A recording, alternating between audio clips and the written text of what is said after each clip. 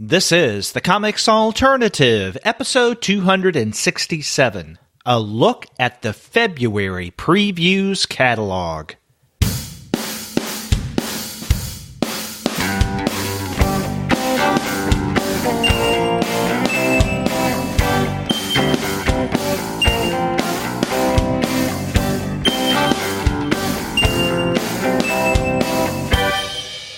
Hello and welcome to another episode of the Comics Alternative. I'm Derek.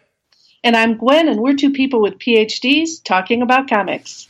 And it is the first full week of February, which means that Gwen and I are going to be discussing the February previews catalog on this episode. And there are a lot of great things that we want to highlight. Who knows, Gwen? This may be an extra long episode of the Comics Alternative. It's the super February previews. Yeah, and maybe we should mention it since you used the word super. We're recording this on Super Bowl Sunday. Not that you and I are any Super Bowl fans, but we do want to underscore the super part of this episode. That's right. And we are Puppy Bowl fans. We do want to add that. That's Puppy right. Bowl all the way. That's right. But before we get into that discussion or reminiscing about Puppy Bowl's past, we want to let all of you know that this episode of the Comics Alternative is brought to you by those great folks at Discount Comic Book Service. Go to their website, dcbservice.com, for all of your comics pre-ordering needs. There, you're going to find all DC, Marvel, Image, and Dark Horse titles at 40% off of the cover price if you pre-order. For all of the other publishers, you'll find that those discounts could go from anywhere from 20 to 35% off of the cover price, and every single month you're going to find some unbelievable specials. Sometimes those specials could be as much as 45% off of the cover price. Sometimes 50% off of the cover. But every now and again, you can find discounts that are more impressive than that. That's right, Derek. And I thought I'd feature some of the artists we're going to be discussing today. Crossroad Blues, which is an awesome graphic novel by Ace Aitkins, Marco Finnegan, and Chris Bruner, is available at DCBS for $8.99. That's 40% off of the cover price. And I think once you hear us talk about it, you're going to want to rush out and order that. Also, Vera Brosgol is back. Yay, for those of us who are YA comics fans, with a new comic called Be Prepared, and it's available for $9.09, a 30% discount. And finally, Bill Morrison's Psychedelic, The Beatles' Yellow Submarine, which I cannot wait to get, is $20.99, a full 30% off the cover price. So these are really great deals at Discount Comic Book Service. That's right. You can't go wrong with the incredible discounts at Discount Comic Book Service. If for no other reason, discount is in their name. So that's dcbservice.com. Go there for all of your comics pre-ordering needs. And after you do get your titles there, please drop them an email and tell them that Gwen and Derek sent you. Well, Gwen, before we get started on the previews catalog, and we have a lot to go through, as we mentioned earlier, there are a couple of announcements that I would like to make that have something to do with the future of the Comics Alternative. Right. Now, the first one is, I guess, the lesser impactful of the two, and that is that in the weeks to come, we will be revamping our Patreon program. For those who don't know, we do have a Patreon account, and if you want to find out about that, go to Patreon, patreon.com/Comics Alternative, and you can find out what the current campaign is. We have several reward levels, and we really do appreciate the people who have been with us for not just several months or more, but years since we started this Patreon account, I guess about 3 years ago. And pretty soon we're going to be changing things around that kind of streamlines things and I think may offer a few more options for people. But we felt that we needed to shake things up a bit, and we hope that people will check out our Patreon campaign and consider backing us. And again, that's patreon.com/Comics Alternative. And, you know, you can back us for tons of money. We wouldn't say no to that. Or you can back us for just $1. And in fact, I think most of the backers that we have do so for just $1 a month. And that's great because, you know, if we get 100 people backing us at $1 a month. Right there, that's $100. That is such good math. Yes, it is. And, there's a reason why I got my degree in English. I take the easy road when it comes to math. But, in all seriousness, we do appreciate the people who back us on Patreon. And it allows us to cover costs because even though we don't charge for this podcast, it costs us to put this out. We have hosting fees for both the audio as well as the blog, annual fees. We also have other fees that go on in terms of, let's say, conference participation, where we have to pay to get into a particular conference, like Heroes Con, which we've been at for the past few years. But those who are currently Patreon patrons, official Patreon patrons who back us for $3 or more a month include The Hugh, Jay Loving, Bob Hinsdale, Davis Morgan, Ala Rull, Sturgios Bastakas, Scott Bufus, Christopher Baird, Art Bozier, Daniel White, Sal Good Sam, Don Witzel, David Campbell, and Rainer Koshnick. So thank you guys for backing us, and we will be announcing changes to our Patreon campaign in the weeks to come. Now, Gwen, the other thing that I wanted to mention is a little more significant in terms of the Comics Alternative. And for those who keep up with our Facebook page or our blog, comicsalternative.com, they'll already know this. But if you don't follow us via those means, then we want to tell you that one of the founding two guys with PhDs talking about comics, Andy Kunka, has decided to step down from his co-hosting duties on the Comics Alternative. And I know I am really sad about this, and I know that all of you guys who or have been co-hosts over the years with the Comics Alternative feel the same way. Andy was instrumental in getting this podcast going. I had an idea for something like this back in, early to mid 2012, but I didn't move on it until I contacted Andy kind of out of the blue and asked him, would you consider doing a weekly or bi-weekly podcast? And he gladly jumped aboard. And I think one of the things that he had mentioned in the message that he posted to both the Facebook page and our blog was that it was just becoming a little too time-consuming given his responsibilities right now. I can definitely attest to that sentiment because we have grown over the past, I guess it's been 5.5 years now, to where instead of doing just a weekly show, more times than not, we do 2 or 3, sometimes even more episodes every week. And, there have been some down weeks when we haven't put up much, if anything, especially over the past several months because of family issues that I think have hit the various co-hosts almost all at one time, it seems. But we do put out a lot of material, and it does take a lot of time to prepare. And reading is a big part of that. If we're going to discuss the books that we discuss, we want to read them. We don't just want to glance over them really quickly and feel like we can make a recommendation comfortably one way or another. So we take our discussions, our reviews, our commentary very seriously here at the Comics Alternative. So I understand it taking a lot of time, and we will miss Andy Kunka very, very much. This is the second Andy that we've said goodbye to recently. Andy Wolverton for me, and now Andy Kunka for the whole show. So it's really hard. I really love Andy. So best wishes to Andy and Jennifer, whom I went to grad school with. So yeah. Yes. Yes, Jennifer, Andy's other half. So, and in fact, at one point, I'd even thought that maybe Jennifer and then my wife, Amanda, could record kind of an opening to kind of, screw around with our listeners to say that, we're the wife of two guys with PhDs talking about comics and make some kind of maybe exasperated sigh after they say that.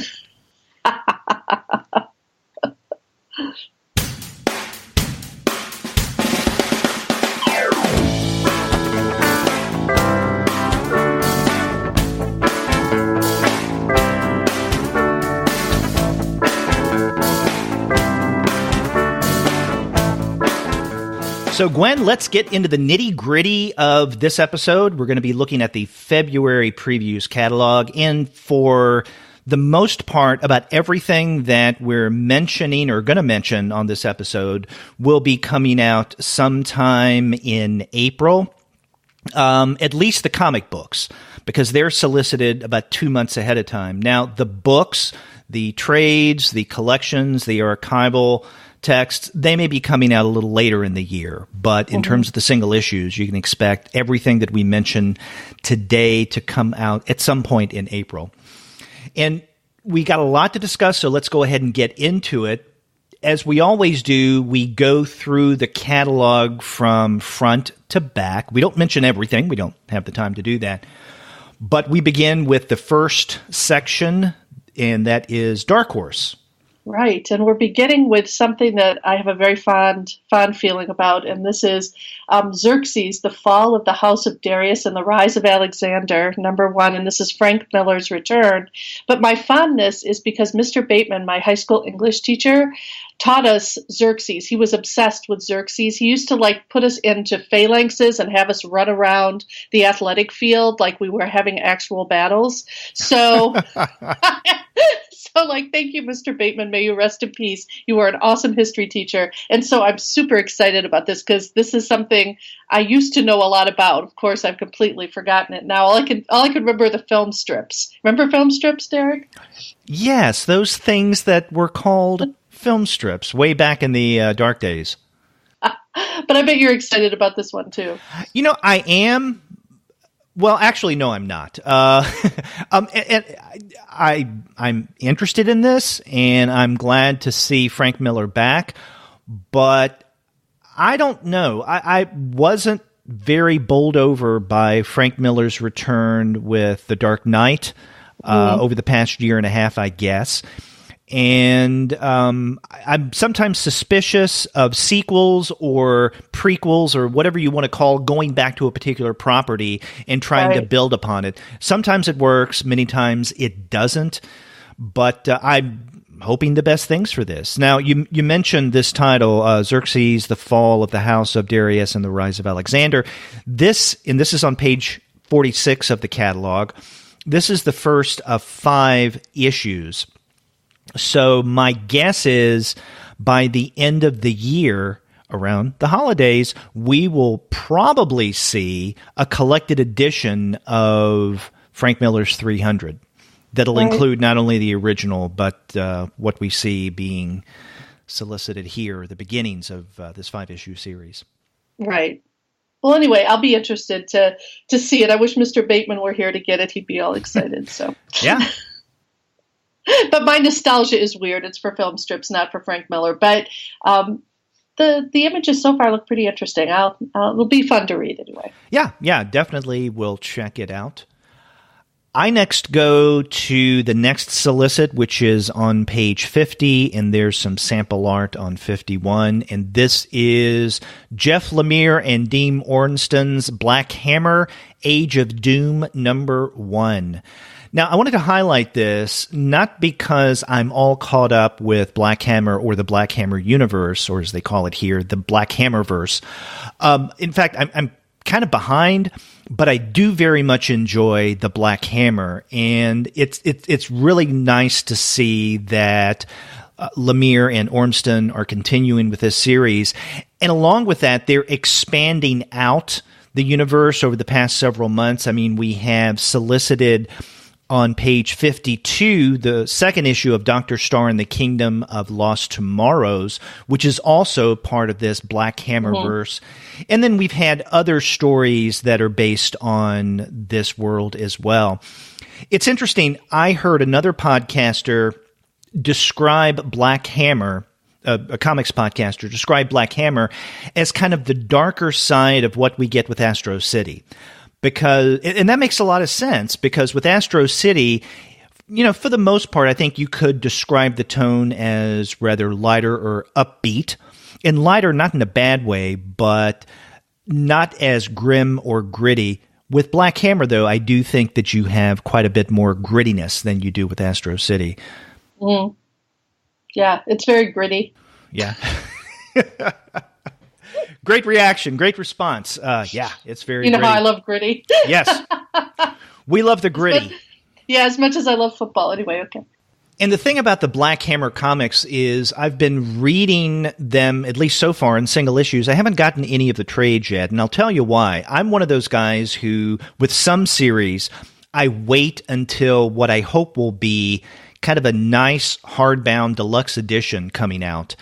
And I would think, given the success and the attention of Black Hammer, the attention that Black Hammer is getting, that we will eventually get a deluxe edition hardbound of the Black Hammer series.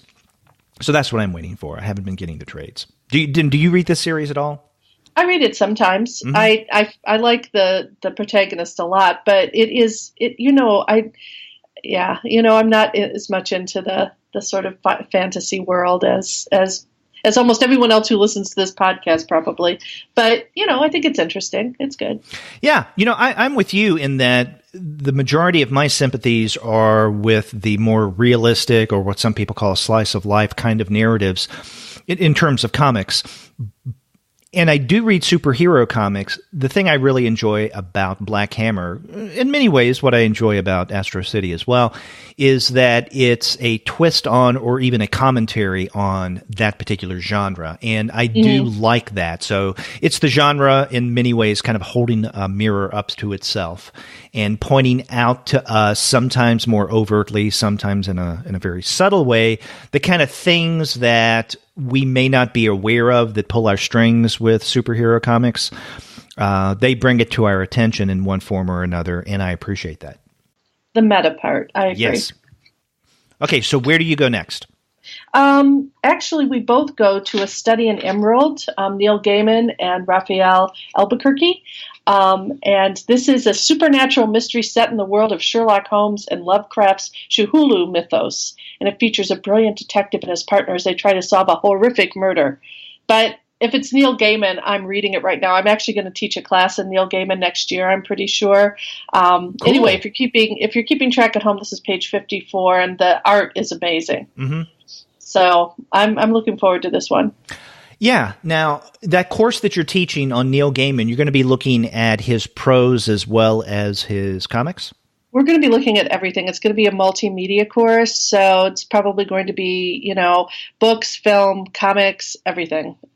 It's a whole Neil Gaiman extravaganza. I'm not sure yet if it's at the undergrad or the grad level, and I'm not even sure if I'm the only one who's going to be teaching it. We might end up team teaching it, but we're working on trying to pull together some more up-to-date course offerings, and Neil Gaiman is such an important cultural force right now. I just figured it would be a good time to do a course on him. So I'm looking forward to it. So this summer is my summer of Neil Gaiman. I'm going to be reading and catching up on so many of his series that I just haven't been able to keep up with, and watching I haven't even had a chance to watch more than one episode of American Gods, and all my students are talking about it. So I need to get up to speed. Yeah, that's something that I need to watch as well. But, hearing you describe what you think your course may be, I had an idea. It has been a long, long time since we did a creator spotlight on the Comics Alternative. And in fact, many of our listeners may not even know that we've done any creator spotlights because we haven't done them in so long. But when we first started the Comics Alternative back in 2012, one of the first kind of special episodes that we did was what we called creator spotlights, and we thought we would pick a particular creator, focus on as many works of his or even hers as we could, and then talk about their body of work as a whole. And the first person that we did that with was Jeff Lemire. And at the time, I think that was doable. Now it would be a gargantuan undertaking. And since then, we've done a few more. We did one on Grant Morrison. And again, that was rather unwieldy. But because many of the creators that we wanted to discuss had such a large body of work, we pulled back on doing the creator spotlights. However, Gwen, if this summer you really get into Neil Gaiman and you want to test drive some of your ideas, then maybe we can do a special episode where we look at only Neil Gaiman's comics.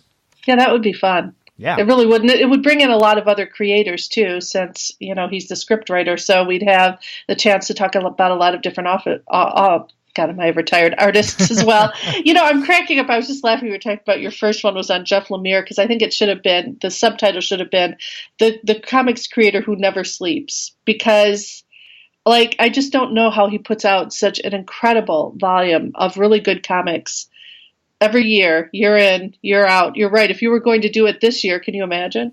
Yeah, we probably would be prohibitive because of so much stuff he has out. And also his friend Matt Kent is the same way, just so many comics coming out, working with a variety of different publishers at various points in his career. One other thing I want to say about Gaiman is that, you were pointing out, and I'm interested in this as well, A Study in Emerald. Now, I think this is going to be the first time that it appears in comics form, but this short story originally appeared in the 2006 collection Fragile Things. Mm-hmm. And I think it was the opening story of that collection, if I'm not mistaken. The thing that I find fascinating about Dark Horse and Neil Gaiman is that over the past year or two, they've been putting out more and more of Gaiman's works. And some of these are comics, or if you want to call them graphic novels, that have been published before, but they're coming out with new editions. And then others of these, as in the case of A Study in Emerald, are stories that had never been adapted into comics form before. And so I think it's interesting what they're doing here. I assumed that they started doing this when they did as kind of a slow build-up to American Gods, the TV series, and also the comic book series. I guess this is a continuation of that. Yeah, wow, what an industry it has become. Mm-hmm. I go next to page 57, and I don't have much to say about this, but I just wanted to highlight it nonetheless. This is Hellboy, The Complete Short Stories, Trade Paperback, Volume 1. So if you're a Hellboy fan, this would be a good way of getting your short stories in an affordable collection. So, and I am a Hellboy fan. I'm just way, way behind in Hellboy. I'm behind in the Black Hammerverse. I'm behind in the Mignola-verse. I just need to get versed. Well, it's just trying to also find the sustained time to sit still and read, which I think for most of us who professionally read, it's just really hard, Right. It is. But like I said, that's what the summers are supposed to be for. And this coming summer, I'm going to be catching up on a gazillion things. So that'll be exciting. Yes. After that, I go to page 62, and here we have the second volume of Dark Horse's Moebius Library, Inside Moebius. And the first volume of Inside Moebius was solicited and I think came out last year. I didn't get that one, which is interesting. I think at one point Edward and I considered discussing it on our monthly Eurocomics show. We didn't get around to it. I didn't get a copy of it, but it looked fascinating. Now the second volume is coming out, so I have to strike a trot. Yeah, this is really a good collection. It's expensive, though. Yeah. It's a really big investment. So, it's worth it, but yeah. Yeah, it is going for $39.99, although I'm sure that Discount Comic Book Service will have a significant discount on that. And I think that's the reason why I didn't get the first volume of Inside Moebius, because of the cost. Now, that first book in the Moebius Library that Edward and I actually did discuss, we got review copies from Dark Horse, so that made it easy. One of the perks of being a reviewer in, I guess, comics media. I go after that to page 65, and this is something I really enjoy. I don't get overly excited about it, but I think it's a good, solid series. And this is Resident Alien. This is the first of what will be 4 issues in the next storyline, Resident Alien, an alien in New York. A stranded alien continues to hide in plain sight in Patience, Washington, posing as the small town's doctor. When a startling new mystery catches his attention, he takes a trip to New York City with one of his only human friends, a Native American shaman. Are you familiar with the series? No, I've heard of it. I haven't read it. It is really good. It's it's like a police procedural, but with an alien, thus the title Resident Alien. And the premise is that there is this alien from another world who crashes on Earth. He has an ability to mask himself in such a way that humans who interact with him see him as a human. And so as he's stranded on Earth, he takes on the role of a doctor, but a doctor who, I guess, in some ways, kind of like Quincy, right? Who solves mysteries. And so he becomes a detective. The only person, this is what was mentioned in that solicit that I read a moment ago, the only person who really sees him now is a young woman who is a Native American shaman. And because of her, I guess, shamanistic ability, she can see through whatever powers he has as a non-earthling. And so she's the only one who knows it. So he goes around masking himself and solving crimes. And it's pretty fun, I think. It's written by Peter Hogan, and Steve Parkhouse does the art. I had the pleasure, I think about a year and a half ago, maybe 2 years ago, of interviewing Peter Hogan when the last Resident Alien series, The Man with No Name, first started. So I would highly recommend this. It's a fun read, and I'm excited whenever a new Resident Alien miniseries comes out. Cool. Well, we go next to one for me, and this is Space Boy by Stephen McCraney, and it's coming out as a young reader text. So, but the premise is really fascinating. A young woman is living in deep space on this colony, and she's very close to her best friend, Gemma. Her name is Amy, and her dad loses his job and decides to move the whole family back to Earth from this colony that they're on, which sounds okay and everything, but in fact, in order to get back to Earth now, you have to go into a cryotube where you spend 30 years frozen in a state of suspended animation until you get back to Earth. And what's really upsetting to her is that by the time she, being the same age that she is, gets back to Earth, her best friend is going to be middle-aged. I don't know where this is going, but it sounds really interesting, and so I'm looking forward to this. It's volume 1 is coming out. It's collected, and I haven't had a chance to keep up with it or anything, so I'm very excited to read it. It looks interesting. Might this be something that you and Paul discuss on your monthly Young Reader show? I was thinking about that. I was thinking about putting this forward because again, you know, I'm not so much into science fiction fantasy, but when a premise is set up that way, it really does pique my interest, especially because it means it's going to be dealing with issues of aging and all that other kind of stuff, which I find fascinating. So I'm looking forward to it. And it's very well drawn. I think that McCraney's a good artist, and especially in the young reader / I think in this case, middle grade reader age, he does a really nice line style that's reminiscent of Raina Telgemeier and some of the other artists in this generation who are writing for young people. So it should be fun to read.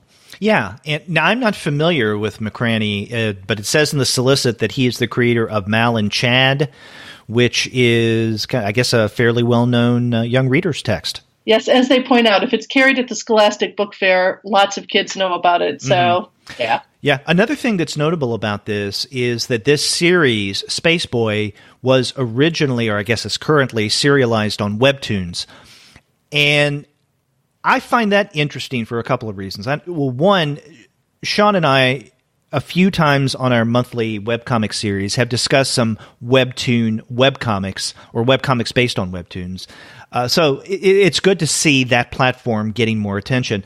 Also, it's interesting in that over the past 2 or 3 years, Dark Horse, Image, and IDW have been putting out more and more hard copy editions, print editions of successful webcomics. From my memory, I don't think that there are many that originally appeared on Webtoons that have been collected. So I think that it's good that this is being published in a paperback volume, because maybe we'll see more webcomics that are housed on Webtoons coming out in the future months. Absolutely. Oh, after that, I go to the next page, which is 67, Larry Marder's Bean World Omnibus. This is the first volume. I'm curious to see how many volumes there will be. This will collect issues 1 through 21 of Bean World. Gwen, I've heard about Bean World for quite a while. I have to say, and I'm a little ashamed of this, I've never read Bean World. I've read, I think, one volume of it, and I can't remember when. But Professor Garbanzo sticks in my mind as something that I remember. It was like one of those things where I think this was way back, well, maybe with Andy or early with Paul. I don't even know what spotlight we were doing. Maybe it was a dark, I don't know, but I just remember reading a lot of comics in one weekend, and this is really familiar, and the art looks really familiar. So I do think I actually have read a volume of this. It was sort of wacky, experimental, funny, if I remember correctly. Anyway, It looks interesting. I mean, it looks like it'd be good. It would be kind of amusing and humorous. Yeah, and one of the reasons why I wanted to point this out is not just to tell everyone who's listening to this, in other words, admit to everyone my ignorance, right? Oh, I've never read Bean World. But this is the first volume in the Bean World omnibus, and so for me at least, this would be a great opportunity for me to jump on board and to educate myself on Martyr's work. Right, sounds interesting. After that, I go to page 70, which I think that you've highlighted as well. Yes, sir, indeed. Michael Chabon's The Escapist, Pulse-Pounding Thrills. Mm-hmm. That says it all, doesn't it? Pulse-Pounding Thrills. Now, did you read The Escapist when the comic originally came out quite a number of years ago? Yes, sir, I did. I taught it, actually, with the comic when it first came out. Oh, cool. So you taught the novel along with the comic. That is great. Yeah. I've never had the pleasure of teaching the novel or even the comic, although I'd love the opportunity at some point to do so. It is an incredible novel, and I think it did deserve not the Nobel, the Pulitzer Prize. Whoa, dude. Didn't get there yet. But yeah, for those who aren't aware, this is the solicit. Golden Age superhero The Escapist, master of illusion, the champion of liberation, was conceived in the fictional world of the Pulitzer Prize-winning novel The Amazing Adventures of Cavalier and Clay.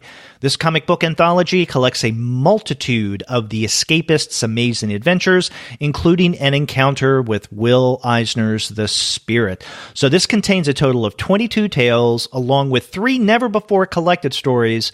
It also contains 5 never-before-published stories, as well as a robust gallery of pinups celebrating the world of the Escapist. It doesn't say that this is the complete Escapist, but it's 408 pages. Of pulse-pounding thrills. Of pulse-pounding thrills, yeah. So it's going to include, I guess, most of the stories of the Escapist, and I would think that if they're going to collect things in one volume, and maybe they aren't, maybe they're going to be some leftovers for a second volume that they'll call something else besides pulse-pounding thrills. Like you just want to say it again, don't you? Yes. It's like a potato chip. Yeah. Pulse-pounding thrills. Yeah. The next one will be lukewarm shenanigans. It just occurred to me that that's exactly the way William Shatner would say it as Captain Kirk. Pulse-pounding thrills. Can't you just hear it? I can't. Never mind. All right. Yeah. They let me out of the geek world for 5 minutes, and look at what I do. Yeah. Anyway. But I think it's great that this includes never-before-collected stories, because those who have the original collections from Dark Horse may not want to shell out for something like this. But now I'm going to get this, and it looks like it is visually part of like what we saw, or it's a companion to what we saw come out maybe a month or so ago, and that is a new edition of The Escapists, plural, that Michael K. Vaughan wrote. Right. So yeah, this is good. And I'm wondering if those never before collected stories were part of what would have been, I think, maybe a final issue, or at least the next issue of Michael Chabon's The Escapist, but just never came out, because I think there was one. Maybe I'm misremembering, but no, I think there was. So, but this is exciting anyway. If you like Chabon, you should definitely have this in your catalog, right? So. Exactly. And then the last place that I go in Dark Horse is page 74, EC Archives, Weird Fantasy number 3, or volume 3. Every time that Dark Horse puts out a new volume in their EC Archives series, I mention it because I think it's definitely worth having. And I have over the years, been getting all of these new volumes of the EC archives as they come out. But it hadn't always been at Dark Horse. Originally, it was Gemstone. Then I think it was GC Press that had it for a couple of volumes. And then it went to Dark Horse several years ago. So Dark Horse is not only picking up where Gemstone and GC left off, but they're also putting out new printings or new editions of the earlier EC archives that may have come out from Gemstone. Yeah, that's exciting. I mean, it's, again, I just keep looking back to summer. I'm going to be also rereading a lot of 1970s comics, seeing a lot of 1970s movies. I'm working on a new project, or not now, but I will be this summer. And so it's so exciting when a firm reprints things from the past that it's so much easier to get a hold of this way, or just to make my school library purchase. This one might be a hard sell right now, but we need it for the dinosaurs, people. Mm-hmm. Damn it. So that is the cover, by the way. The cover is awesome. It's like totally awesome dinosaur illustration. So just saying.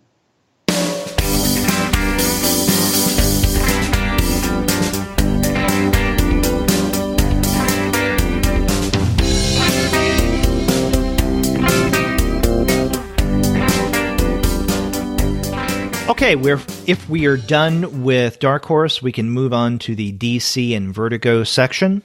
We can. Now, we should point out that on the Comics Alternative, even though we do appreciate and read superhero comics from the big two, on our preview show especially, we really don't talk about or anticipate or mention the solicits of DC and Marvel superhero worlds, right? Their universes. Mm-hmm. Although our next few solicits are definitely anchored in that world, but I think they're special cases.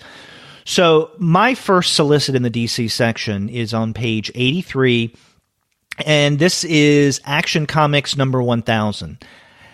And the reason I mention in this is because it's Action Comics number 1000. And I think that, 1 or 2 months ago, we had solicited Action Comics 1000 that was coming out as a hardbound. This is another 1000 that I guess is going to come out as a softbound collection. Mm-hmm. It's 80 pages, and so it's not as long. And it's featuring all new art and stories by, and this list is incredible. It's kind of like a who's who of comics, so I won't even start to go over it.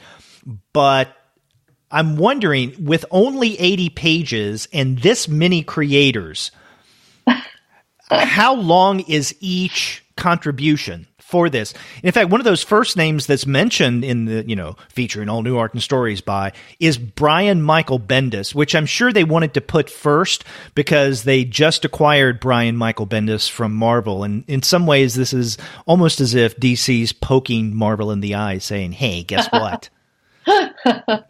But I'm looking forward to this just to see what all the hubbub is about. When it comes to this kind of anniversary, celebratory kind of release, many times I'm not the best audience, but this is Superman after all. This is Action Comics. This is what you can arguably say really started things going when it comes to comics. So, yeah. And even better, there are no ads. So. Yeah. It is at least all wall-to-wall comics. So. Yeah, that's worth mentioning this solicit for that reason. And where do you go next in DC? Actually, I go to 88. I've really debated whether or not to get involved in anything with the word super in it. After all, today is the Super Puppy Bowl, but beyond that.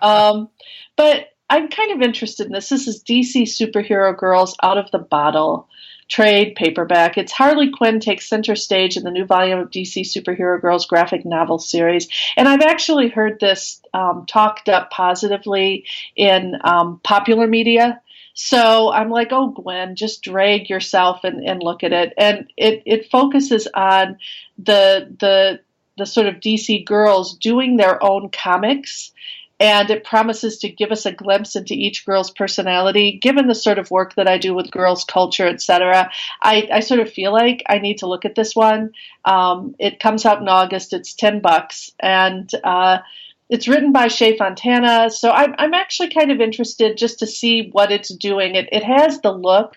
I don't know, Derek, if you agree, but it has the look to me on the front of kind of like Disney meets DC, which is kind of weird in its own way. But I'm just kind of curious what it's like. So I put it down there just because I am going to get it. So there, that's it. Oh, I think you described it very well. Something more Disney-like meets the world of DC Comics. Because it does have an all-age friendly, cartoony look to it. Now, let me ask you, Gwen, is this something that you think you would want to discuss on a young reader show? Probably not. What we try to do, I'm just being honest. I mean, on the young reader show, we have so many comics that we work through, and so many solicits every month of amazing graphic novels and, other sorts of long-form comics for kids that I just not sure that I could justify that. But I mean, gosh, if it blows off my socks, then sure, why not? But it's more, I'm thinking, actually, for my own scholarship. I like to keep up with, as an example, I've read probably half of the Lumberjanes. I'm not going to go back there again unless something amazing happens that everyone's talking about or that I decide to write on the Lumberjanes. There's only so much time that I can devote, but I figured I should just dip my toes into this and see what's going on with it.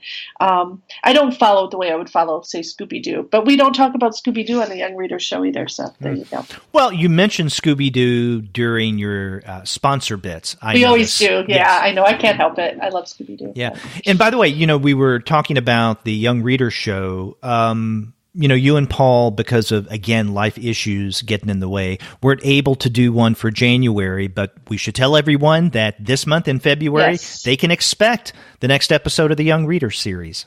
Absolutely. Or in the Young Reader series. They can expect it. Mm-hmm. Absolutely.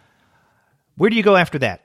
Well, actually, I went to, believe it or not, another couple DC titles that just seem interesting to me from a personal standpoint. The first is the Wildstorm number 13. It's written by Warren Ellis, whom I really appreciate his work. And the cover is so interestingly drawn. I know it's a terrible reason to want to read a comic. By John Davis Hunt. Yeah, and it also has the word secret deep state agency that runs Earth. And given what's going on politically right now, I just have a personal interest in anything that's using that discourse. And then the other one that I've been kind of following, the Snagglepuss Chronicles. And this is Exit Stage Left, the Snagglepuss Chronicles number 4, and that's written by Mark Russell, and this is on page 131. So 130, 131, those are just comics that I have been sort of interested in and following, and so I'll probably read those. But that's it for me for DC, but I think you have a couple of other titles you're interested in. Yeah, well, let me comment on what you said about Wildstorm number 13 and then Snagglepuss, the Exit Stage Left number 4. I had wondered when you let me know, when you sent me your list, and by the way, this is interesting, and our listeners don't even have to know this, but you're going to tell them. Yeah, why not? Because I started, so I may as well follow through. Is Gwen and I did something this month, and I think we did it last month, but not in as a concerted way. It kind of just fell into place. But we shared our lists. In other words, I highlighted a number of things that I wanted to mention in this previews episode. Gwen did the same thing. And basically, I think that that's very useful. It's something we've never done in the past. When I used to do the preview show with Andy Kunka and then with other fill-in co-hosts, like Andy Wolverton or Gene or Paul, what have you, then we would do the show, but we wouldn't share our list beforehand. But last month, you sent me a list of what you were wanting to talk about. And I think I, at the last minute, responded back, oh, these are the ones that I may want to mention.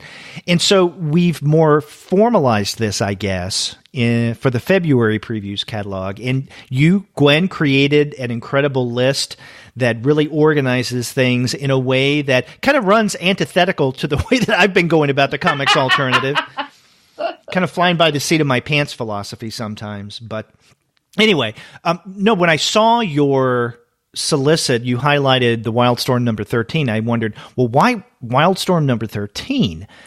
Because usually when it comes to a series, a comic book series, we'll mention, let's say, the first issue of the series or the first issue of a new arc or its new incarnation, however you want to define that.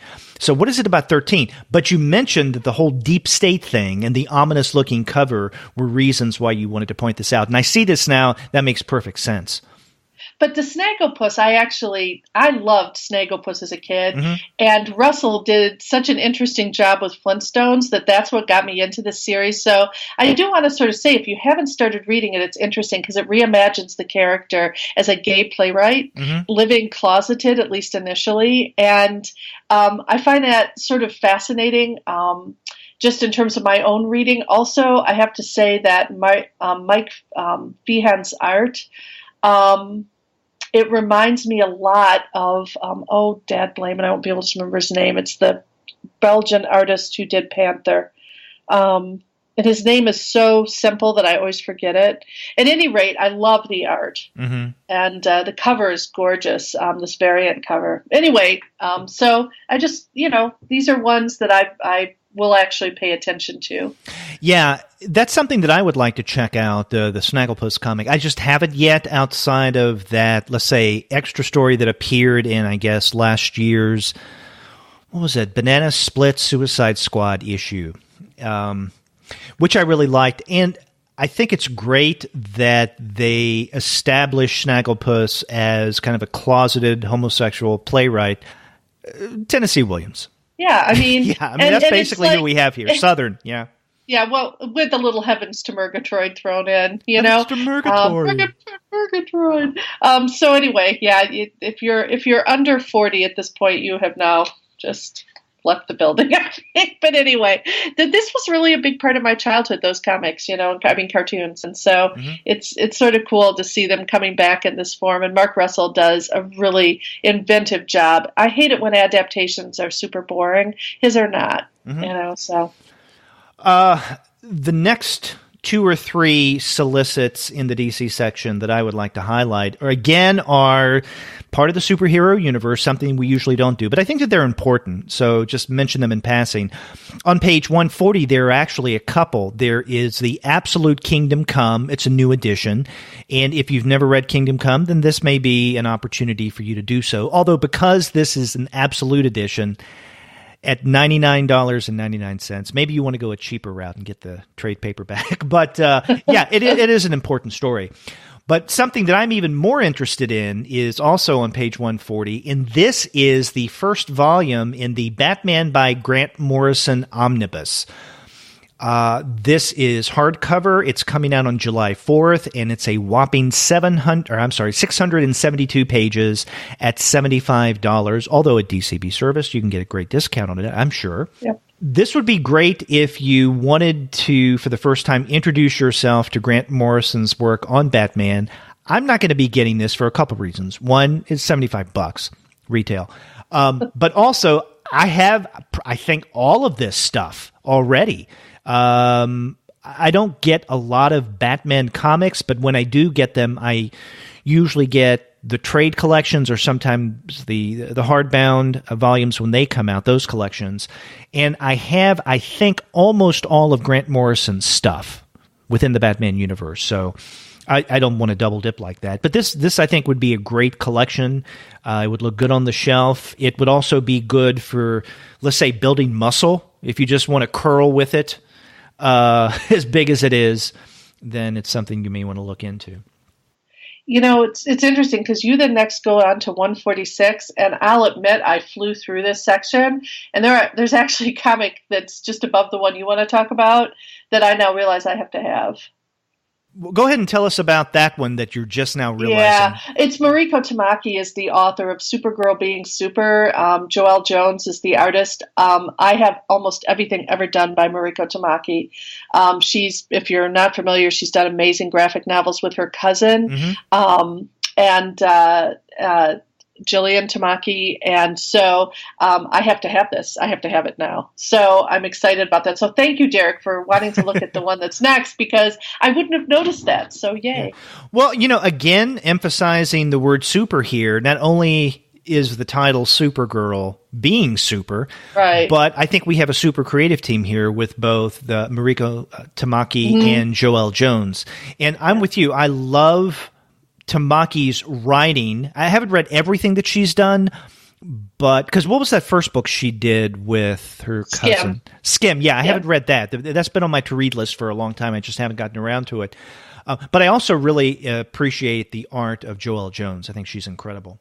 So yay. Thanks for liking the one after it. Because well, the one you were referencing, the one after, is actually another omnibus that's centered around Grant Morrison, and this is Grant Morrison's Seven Soldiers. So this is the Seven Soldiers omnibus. It is, again, a hefty tome, 762 pages, $75. So, if you get this one and that first volume of the Batman Grant Morrison volume, I mean, right there, that's probably your comics budget for the entire, maybe year, who knows. Yeah. But these are good. It's been a long time since I've read Seven Soldiers, but I really enjoyed it. I already have all the trades, and so I'm definitely not going to get this omnibus, but it's certainly worth checking out. I have one last highlight in the DC section, and this is actually in DC's Vertigo part. And this is Astro City number 52. You'll find the solicit on page 149. This is the last, quote-unquote, last issue of Astro City that we'll be seeing for a while. And they even mention this in the solicit. It says, it's the final issue of Astro City, ellipsis, for now. I have heard that what Busick and Anderson are going to, and Alex Ross are going to be doing is, instead of continuing on with Astro City in individual single issues and then collecting them into, hardcovers and then trades, is they're going to come out with books of Astro City. And this is, again, from what I understand, maybe I'm getting my information wrong, but Astro City will continue, again, from what I've heard, but not in single issue format. At least for now. Maybe they'll decide to come back out with individual issues. That makes sense to me. The way that I have been reading Astro City is in trade, or at least in the hardcover collections when they come out. So I don't get the individual issues anymore unless they're part of a Vertigo bundle that DCB Service often has. Again, DCB Service, a great place to get comics. On the one hand, it's kind of sad that this will be the last single issue of Astro City that we see for now. On the other hand, this may be a very smart publishing strategy. Yeah. At least I hope it is.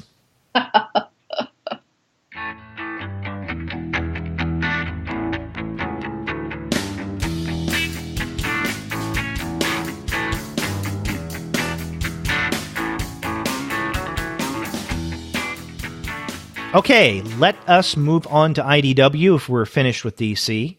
Yep.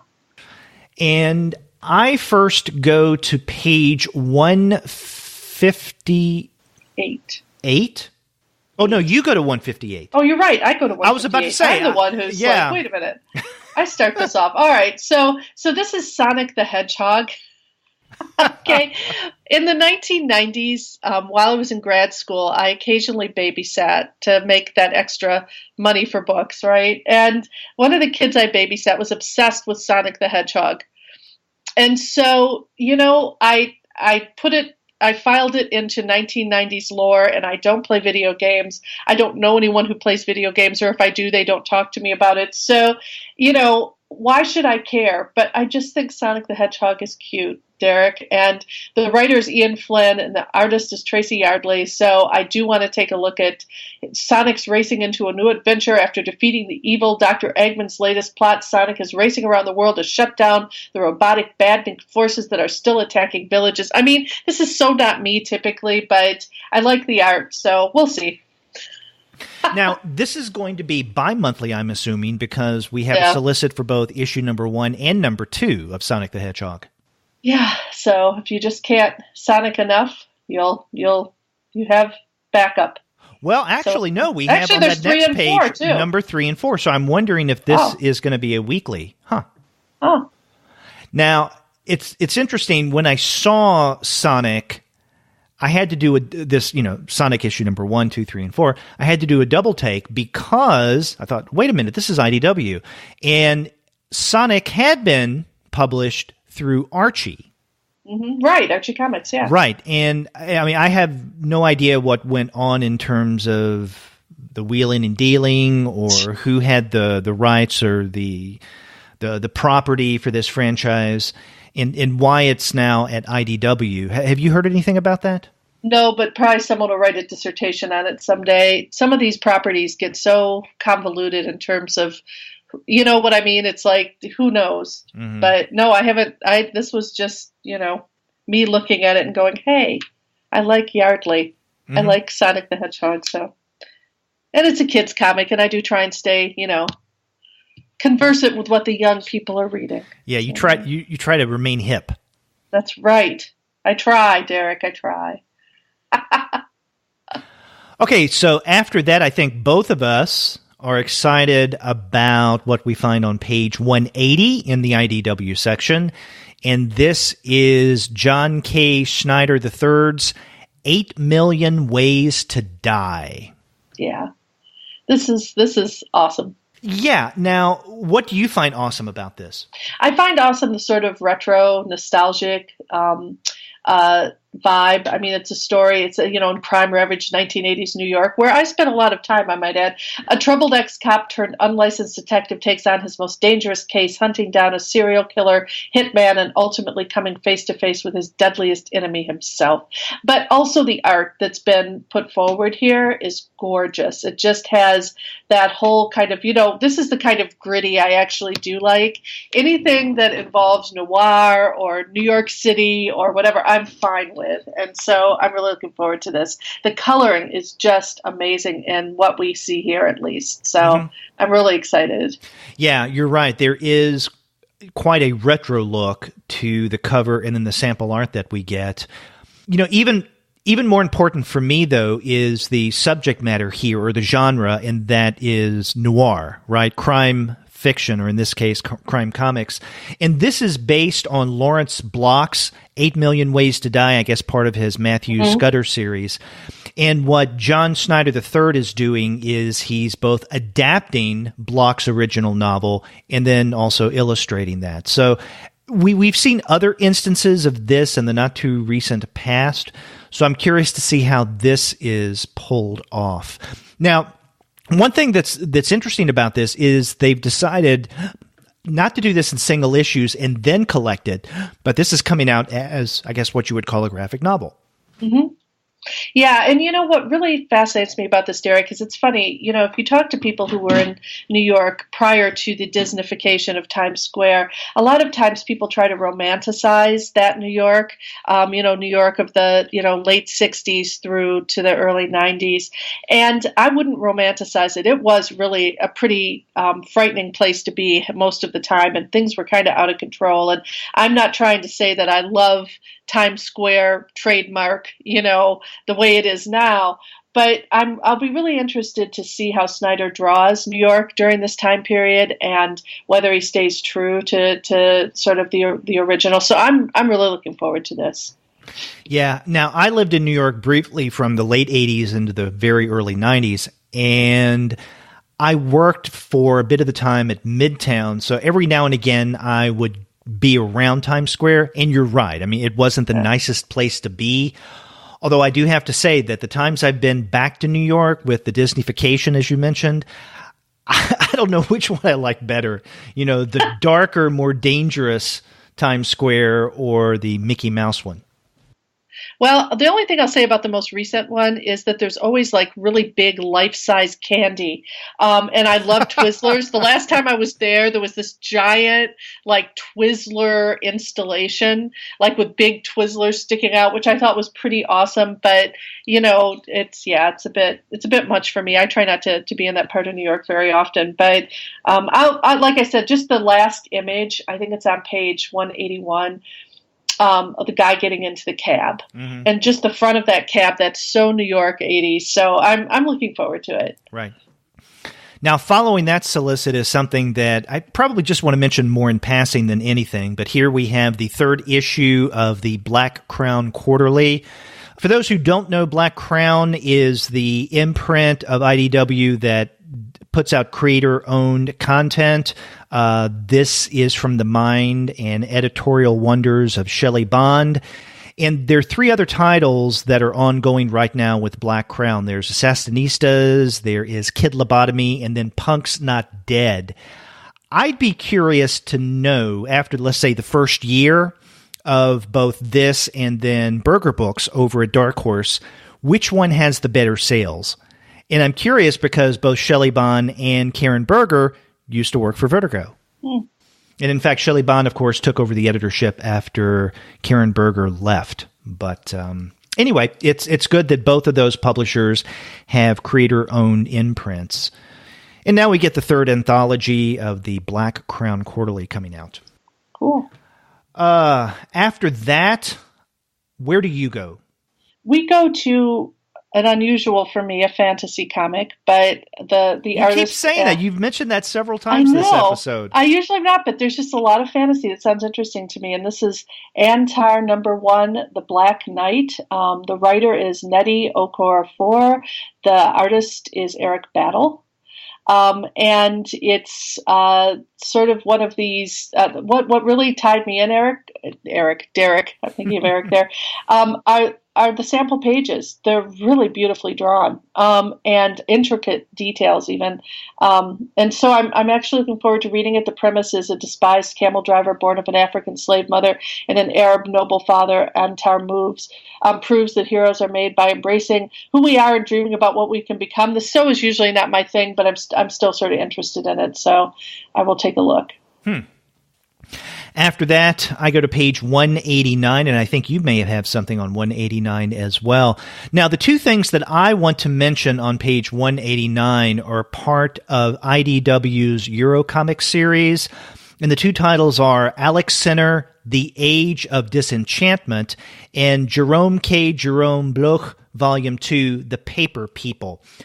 Now, let me point out now that the first volume of the Alex Sinner series that IDW published last year, Alex Sinner, The Age of Innocence, is something that Edward and I had planned on discussing in January for the Eurocomic series. And in fact, the first volume in the Jerome Bloche series that IDW put out was also one of those texts that we planned on discussing in January. Now, because of, again, complicating life issues, Edward wasn't able to record with me the January Eurocomics episode.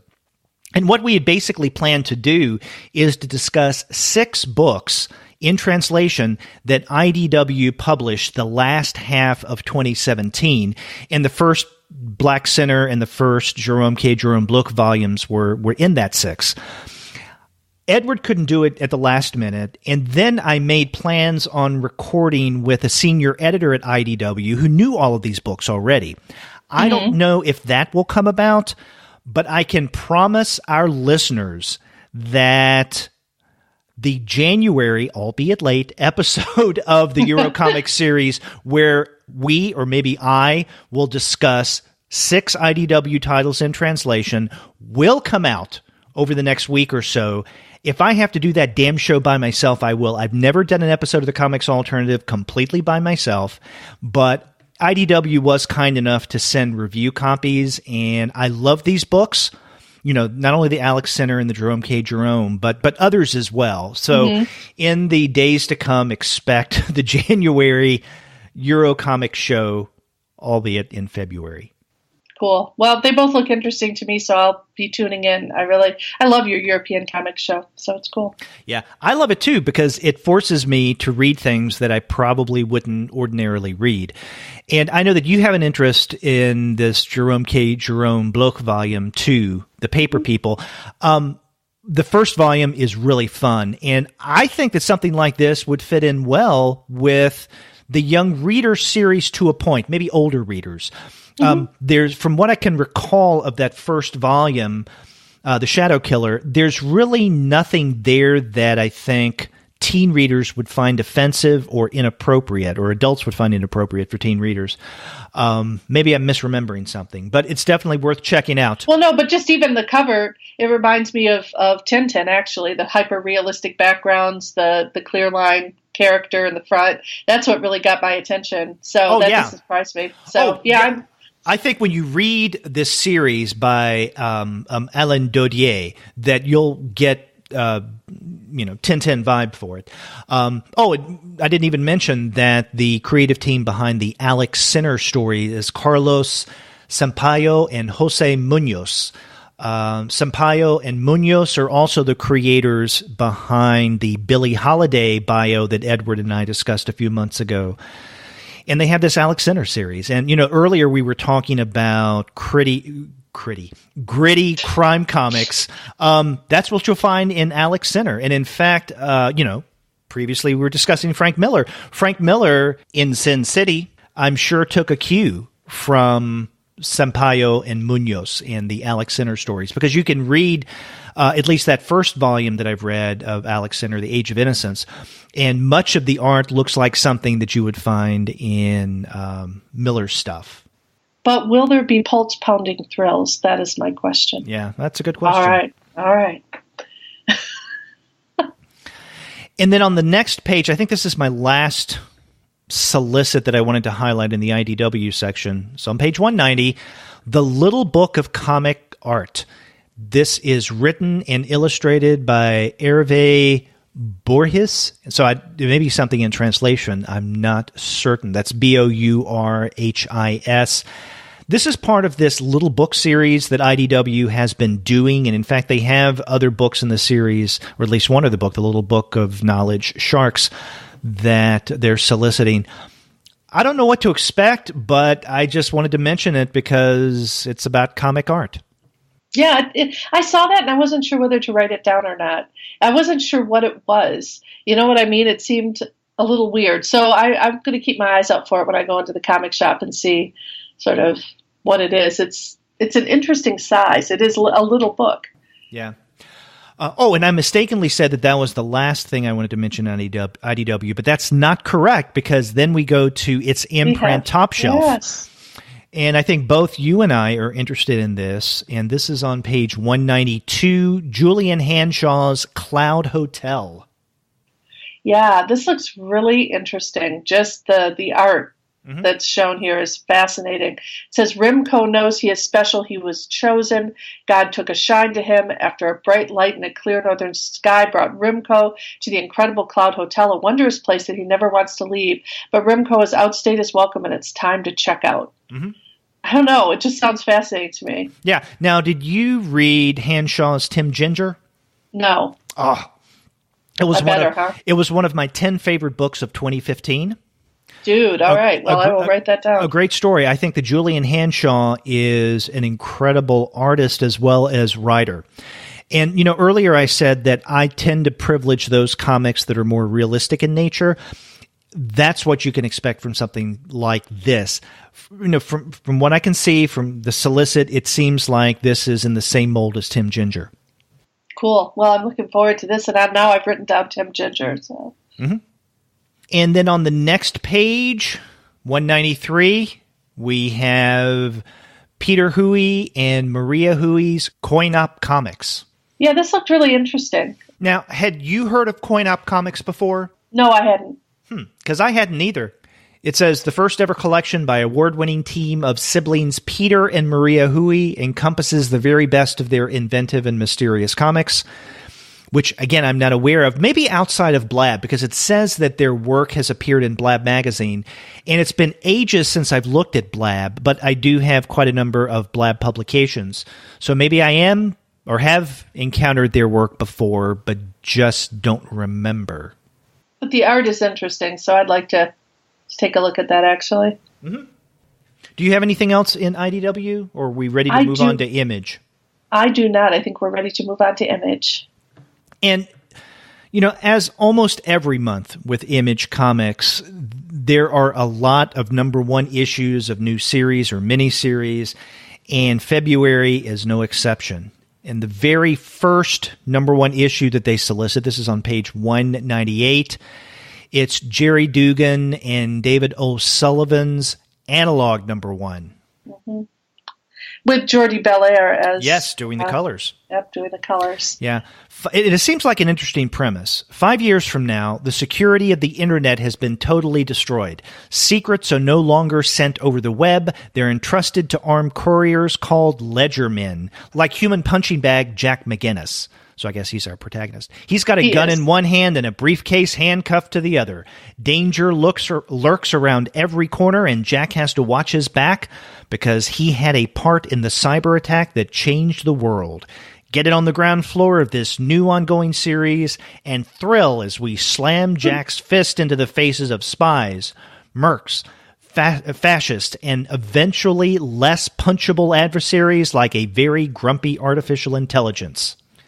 So again, kind of a crime noir type narrative, but one that's set in the future. And I'll tell you, Gwen, one of the things that really caught me here, I think the creative team behind this, Dugan and O'Sullivan and Belair, are going to draw a lot of people to this. But the thing that drew me to this series is its premise, and it reminded me quite a bit of Brian K. Vaughan and Marco Marti's The Private Eye. Did you read that?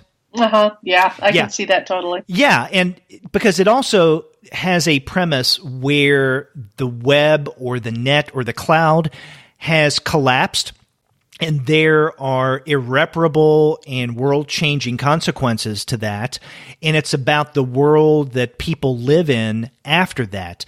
And we have something very similar going on here with Analog, and I'd be curious to know how familiar the creators were with The Private Eye, if at all, when they came up with this series. Yeah, I know. And, when our own elected officials can't deal with those, and I don't mean to get all political here, I'm not going to actually. What I want to point out is I think there's a lot of comics that deal with this premise because we have basically an aging population in our ruling class that don't understand any of this crap, and we have adversaries who understand it only too well. And I swear, you look, what will the next 5 years be like? So I don't know. When I saw this and I read the premise, I was like, I am all over this. But yeah, I was thinking back to Vaughn's work too. So it's obviously a theme that lots of people are thinking about. There's a lot of possibility for good storytelling here. So I'm really looking forward to it. Yes, me too. And I think that is probably the one of the few number ones of the new series or miniseries that Image is soliciting this month. There are some others that follow. So, for instance, on page 200, there is Brendan Fletcher, Carl Kerschels, and in Mississyk. I'm not sure how you pronounce that name. Msassyk. So that lack of vowels, I guess, it kind of tripped me up. But this is Isola number one, or Isola, and again, I'm not sure how to pronounce this. But it looks interesting. It says the captain of the Royal Guard has fled the capital city with the Queen of Mars suffering under the effects of an evil spell. I mean, right there, something like that probably wouldn't hook me because I'm not big into fantasy. Some of it's okay. Some of it kind of leaves me cold.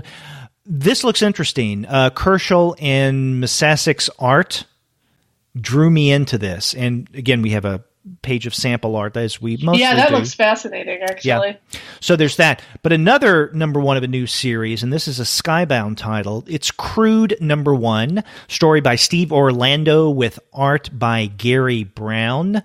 And also, I think, Lee Logridge. Killers once feared Pietro Petrovich. Now they've sent his son to him in a body bag. Haunted by his failures, Piotr journeys across Russia to learn what type of man his son really was while hunting the bastards who killed him. And once Piotr finds them, they will learn to fear him once more.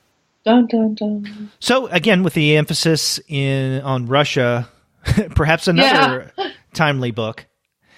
And then following that is another number one issue, The Dead Hand by Kyle Higgins, Stephen Mooney, and again, colorist Jordi Belair. Carter Carlson is a highly decorated operative during the Cold War, but in the fall of 1991, as the Soviet Union, again Russia, collapses, Carter discovers a secret that not only changes his life, but also alters the course of history. Now, as the mysterious dead hand threatens to end the world once again, the only thing standing in its way is the relationship between Old Spy and a little boy. Yeah. So there you go. There you go. Now, I think you're interested in this next new series, this number one in the new series. Yeah, this looks really interesting. It's Skyward #1, story by Joe Henderson, art by Lee Garbett and Antonio Fabella. And it basically, the first volume, or part 1, is called My Low G Life. And it says, one day gravity on Earth suddenly became a fraction of what it is now. 20 years later, humanity has adapted to its new low gravity reality. So right there, I'm hooked, because the cover and also just the premise of that is fascinating to me. And it basically says, and to Willa Fowler, a woman born just after G-Day, it's pretty awesome, actually. You can fly through the air. I mean, sure. You can also die if you jump too high, so you just don't jump too high. And maybe don't stumble into a dangerous plan to bring gravity back that could get you killed. Da, da, da. So anyway, this sounded funny and adorable and interesting. And like looking at coffee cups fly through the air and little bubbles of coffee fly around in the art that they show. It's like, okay, I got to have that. So yeah, I really do enjoy Garbett's art. I think that looks great. Again, that's one of the things that hooked me on this, as well as that cover that you mentioned, because we have a young girl who is upside down, floating, and then in the background is a cityscape. Yep, it's cool. Well, following that, and this is on page 208, is something else I think both of us are interested in. And this is not a single issue, but this is, I guess you can call it an original graphic novel if you want to. Crossroad Blues, a Nick Travers graphic novel. So here we have yet another example of gritty noir crime. Mm-hmm. Yeah, it says after New Orleans college professor goes missing while searching for the rumored lost recordings of bluesman Robert Johnson, who, as legend has it, sold his soul to the devil at a Mississippi crossroads, hence the title, right? Nick Travers is sent to find him. Clues point to everyone from an eccentric albino named Cracker to a hitman who believes he is the second coming of Elvis Presley. So it sounds interesting. It does. And the story is by Ace Atkins, the art by Marco Finnegan. So one of the things I find interesting about this solicit in the image section is that there's no overt mentioning of the original source here, which is Ace Atkins' prose novel, Crossroad Blues. And I'm wondering why that is. I guess the closest we get to it is in this solicit. It says, from the Pulitzer Prize nominated journalist turned New York Times bestseller author Ace Atkins. Now, maybe that would be a clue that he does prose fiction as well, if he's Pulitzer Prize nominated or he was a journalist. But why don't you just come right out and say a graphic novel adaptation of Ace Atkins' Crossroads Blues? Yeah, that's weird. Go figure. A couple of pages later, there's something else that looks really interesting. This is page 210 of the February previews catalog. The Pervert. Yeah, I thought that the cover is amazing. Mm-hmm. It's Michelle Perez and Remy Boydell. Mm-hmm. And this originally appeared serialized in the Island anthology. Now, did you used to read the Island anthology? No. Okay, so you're unfamiliar with this. Every now and again, I would pick up that anthology, but I thought it was great. I should have been more diligent in terms of reading this, or the Island anthology. But this is just one of a few narratives so far that have grown from first appearing in Island. Mm-hmm. And I guess Island's done now, which is unfortunate, because for a while we were getting, I can't remember how many issues it was, but it was kind of an oversized comic book issue. Of course, it cost a little more, but I think it was well worth it. And the reason why I feel it's unfortunate that we no longer have Island is that we don't have many comics anthologies anymore. I think it was with Gene about a week or two ago, I was speculating we were speculating why that was or why that might be, because we haven't had an issue of Dark Horse Presents in such a long time. And that used to be a perennial. But anyway, this story originally appearing in Island looks really interesting. And we have a page of sample art on page 211. Yeah, it's fascinating. I like the way that they've chosen to depict the protagonist. I'm not even sure, Derek, like a dog? Well, yeah. Is it like Snoopy or something? I mean, it's almost like Snoopy. But it says a surprisingly honest and touching account of a trans girl surviving through sex work in Seattle. And the cover is so compelling. I can't wait to read it. Yeah, it looks good. After that, I go to page 214 to something that really isn't new, although I guess in a way it is. This is Clover Honey Special Edition trade paperback, written and drawn by Rich Tommaso. And the thing that I find interesting about this is that this is now the third, at least, incarnation of Clover Honey that we get. The original Clover Honey came out in 1995 from Alternative Comics, and then a 20-year anniversary special edition, or a 20th anniversary edition, came out in 2015. So that's not that long ago. It was like, not even 3 years ago now. Now we get, I guess, what they're calling an artist's cut, yet another version of Clover Honey, this time published by Image. It's Image because this is where Rich Tommaso now has been publishing the last few series that he's done. Mm. So have you read Clover Honey? No, but it looks interesting. Yeah, Tommaso's really good at those kind of crime noir type narratives, which is what we had with Dark Corridor more recently. But if you haven't experienced Clover Honey before, then you may want to consider jumping on board this new special edition. And then after that, I go to page, or you go to page, I think, 233. I do. Don't you? I do. I have a couple here in Image still. One of them is it's a new story arc of an already existing comic, Moonstruck. Grace Ellis is the author, and so I'm, of course, interested already. Shea Beagle is the artist. Caitlin Quirk, whom I really adore, is doing colors.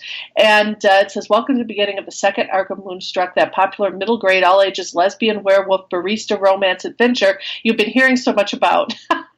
And so it's sort of like a slightly older audience version of the Lumberjanes in a way. It's the same sort of focus on gender, focus on community, etc.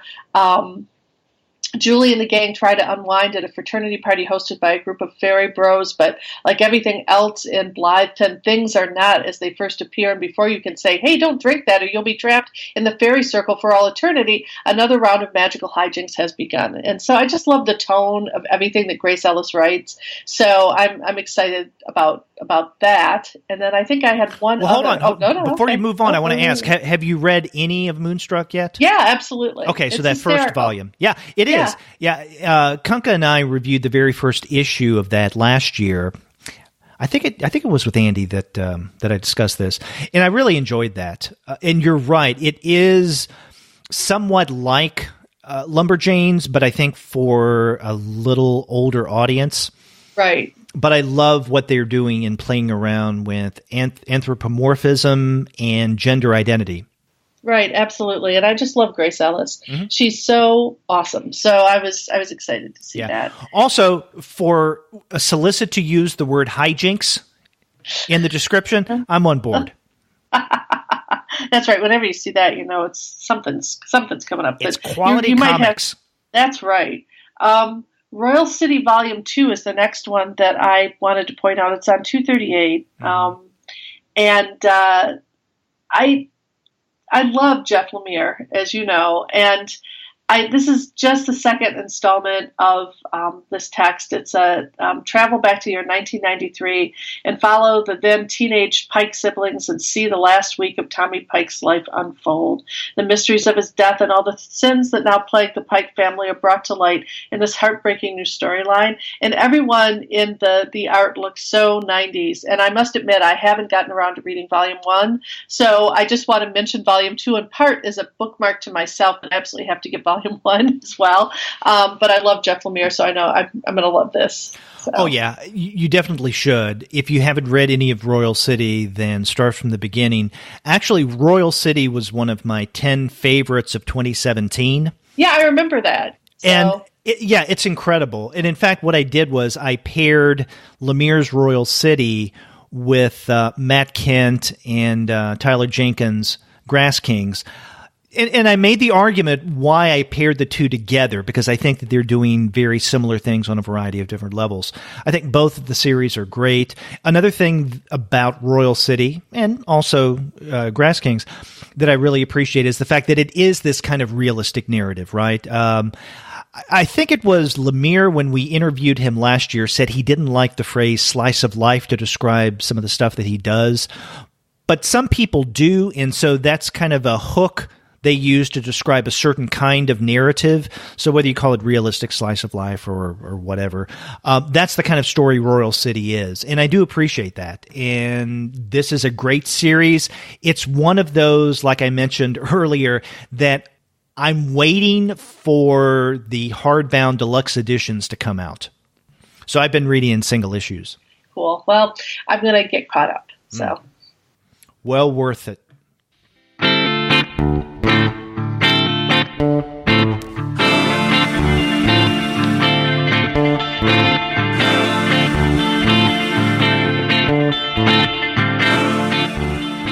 Anything else in Image?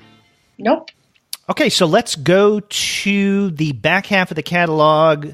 What we had been discussing were selections from the premium publishers. Now we get smaller publishers. And I think you begin on what, page 256? You mentioned you had something you wanted to discuss? Yeah, Octavia, another fantasy novel, I swear. Octavia E. Butler's Kindred is now in a graphic novel version. Damian Duffy is the adapter, it looks like, and John Jennings is the artist. Mm-hmm. And it's a graphic novel adaptation of her science fiction classic, offering an afflicting look at slavery, race, and the role of women in society.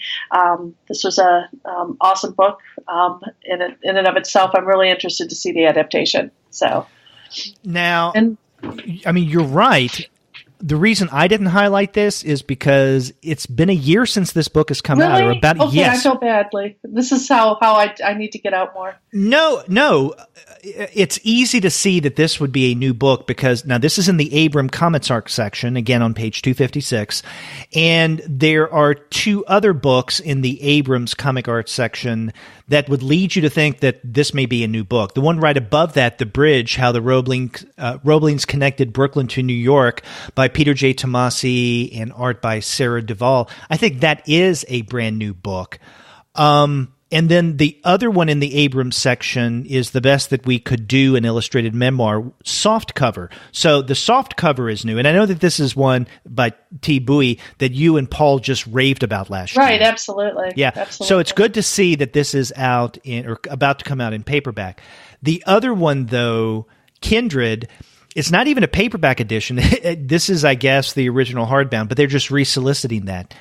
Interestingly enough, Kunka and I got review copies of this book, Octavia Butler's Kindred, the graphic novel adaptation of her famous novel.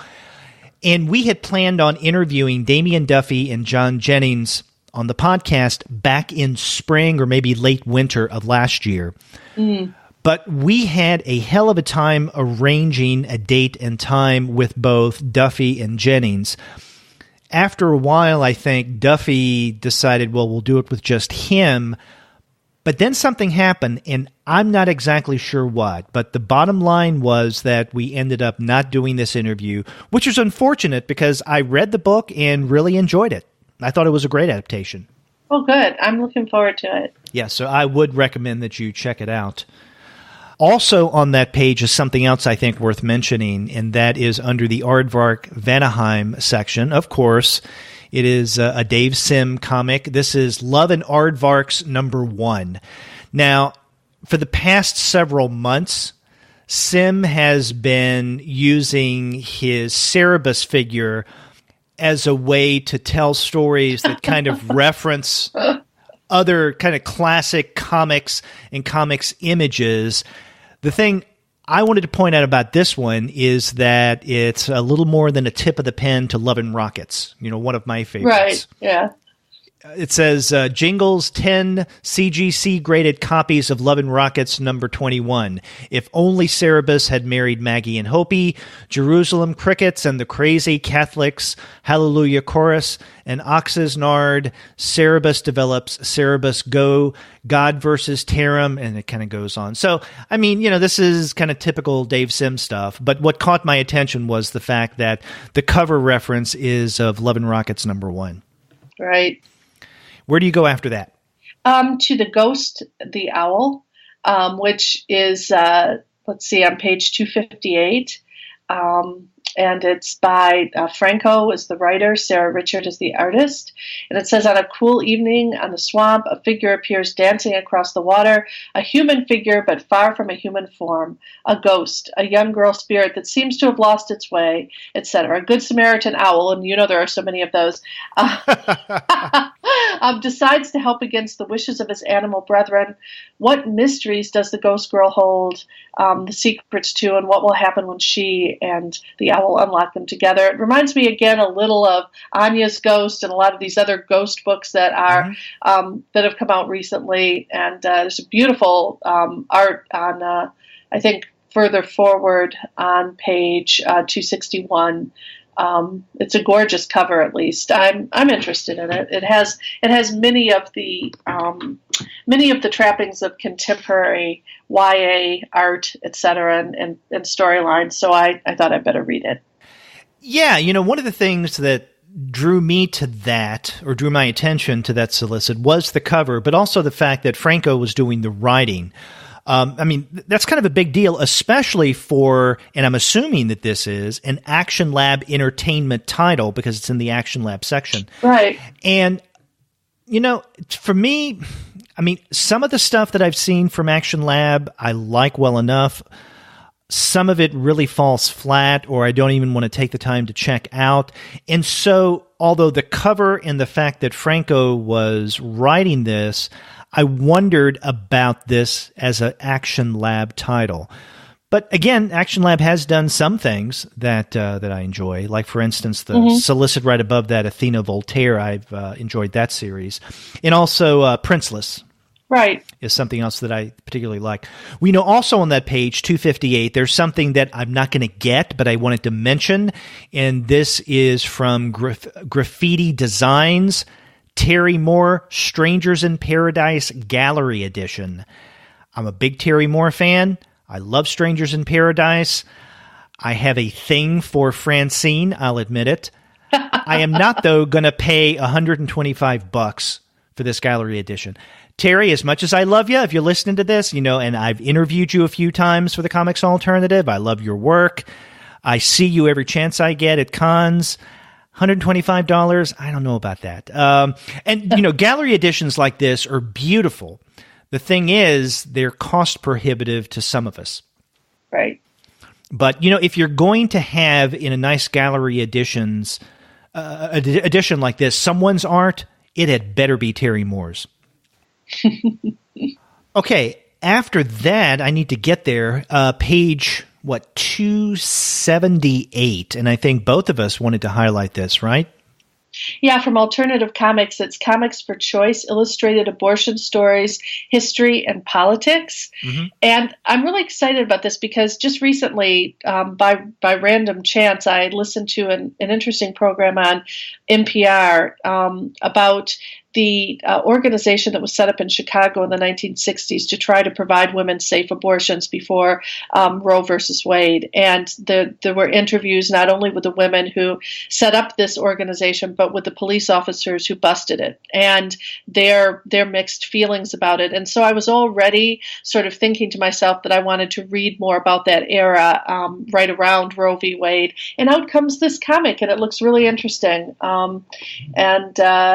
So, it's an anthology, lots of comics creators apparently, and some of them are lawyers, activists, medical professionals, historians, abortion fund volunteers have teamed up with cartoonists and illustrators to share their knowledge in an accessible comics form. So I really thought that would be interesting. It's expensive. It's $25, but I'm thinking about, especially if I wanted to teach a gender and comics course or a comics history course, this would be a great volume to have. So I definitely want to check it out. Maybe my library would actually buy for us. So we'll see. Yeah, and this is coming out from Alternative Comics, and they do a lot of really good stuff.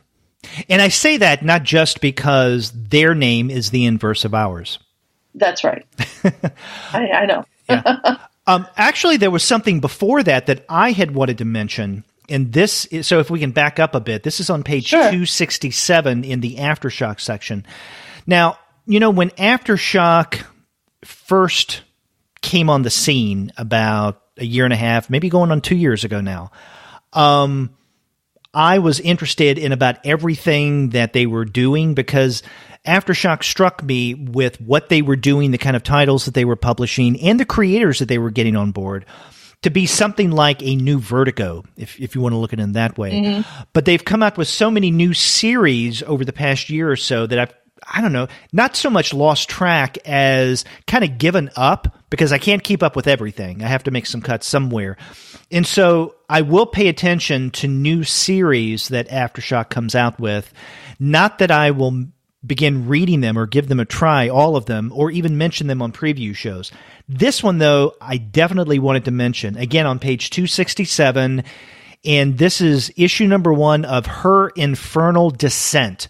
This is written by Lonnie Nadler and Zach Thompson with art by Kyle Charles. And the solicit really got me. It says, a tale of loss told in 5 parts. Any good mom would march through the inferno of hell to get her family back. Unable to cope with the burden of grief, a middle-aged mom descends the 9 circles of hell to retrieve her forsaken family. Guided by the ghost of William Blake and Agatha Christie, this no-nonsense mother journeys deep into a bizarre underworld filled with celebrity sinners, surreal landscapes, and absurd tasks. Her Infernal Descent is a retelling of Dante's Inferno that updates the themes for a modern audience. So first and foremost, this retelling of Dante had me right there. But also, I'm curious who these celebrity sinners are. I know, it sounds interesting, doesn't it? Yeah, and I would hope that at the very center of hell, according to Dante, in Satan's mouth, is Donald Trump. That's my hope, at least. For eternity being chewed, but not consumed. No, I'm very interested in this. I may try out the first issue, and I would definitely like to read the entire series once it's done. And I guess it might be 5 issues because they say it's told in 5 chapters. So if each issue is a chapter, then maybe 5 issues, or maybe multiple issues as a chapter. Who knows? I guess we'll find out. After that, I go to page 279. This was kind of unlikely for me. One, because I'm not mentioning a comic. It's trading cards, and I never do that on the preview show. Also, I don't think that I've ever mentioned anything coming out from American mythology. Maybe the Three Stooges in passing when they first started doing that. Gwen, I'm a really, really big Mystery Science Theater 3000 fan. You're kidding. And it holds a special place in my heart because when it first came on, before Comedy Central was even Comedy Central, I remember discovering this and wondering, what the hell? And so I caught it in its very first season on the Comedy Channel, or maybe it was the Comedy Network, whatever it was called at the time. And then it was right after that I moved to Purdue to begin graduate school. I was just going to say, this is a grad school memory for me. Yeah. So. And that's when I met Amanda, who I eventually married. And I remember she and I fell in love watching Mystery Science Theater 3000.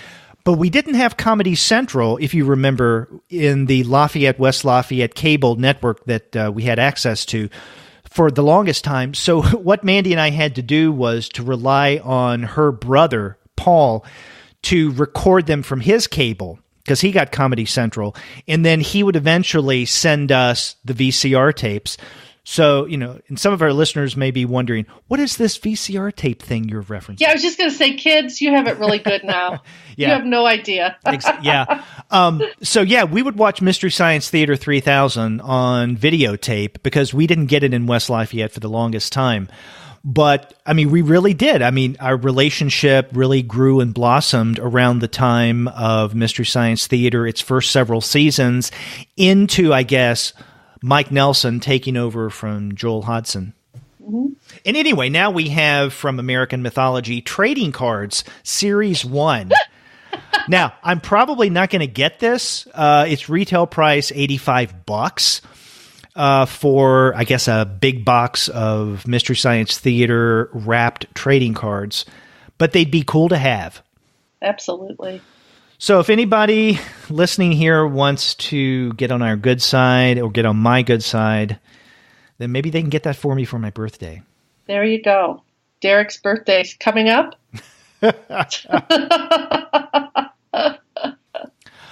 Okay, so after that, I go to page 300. Me too.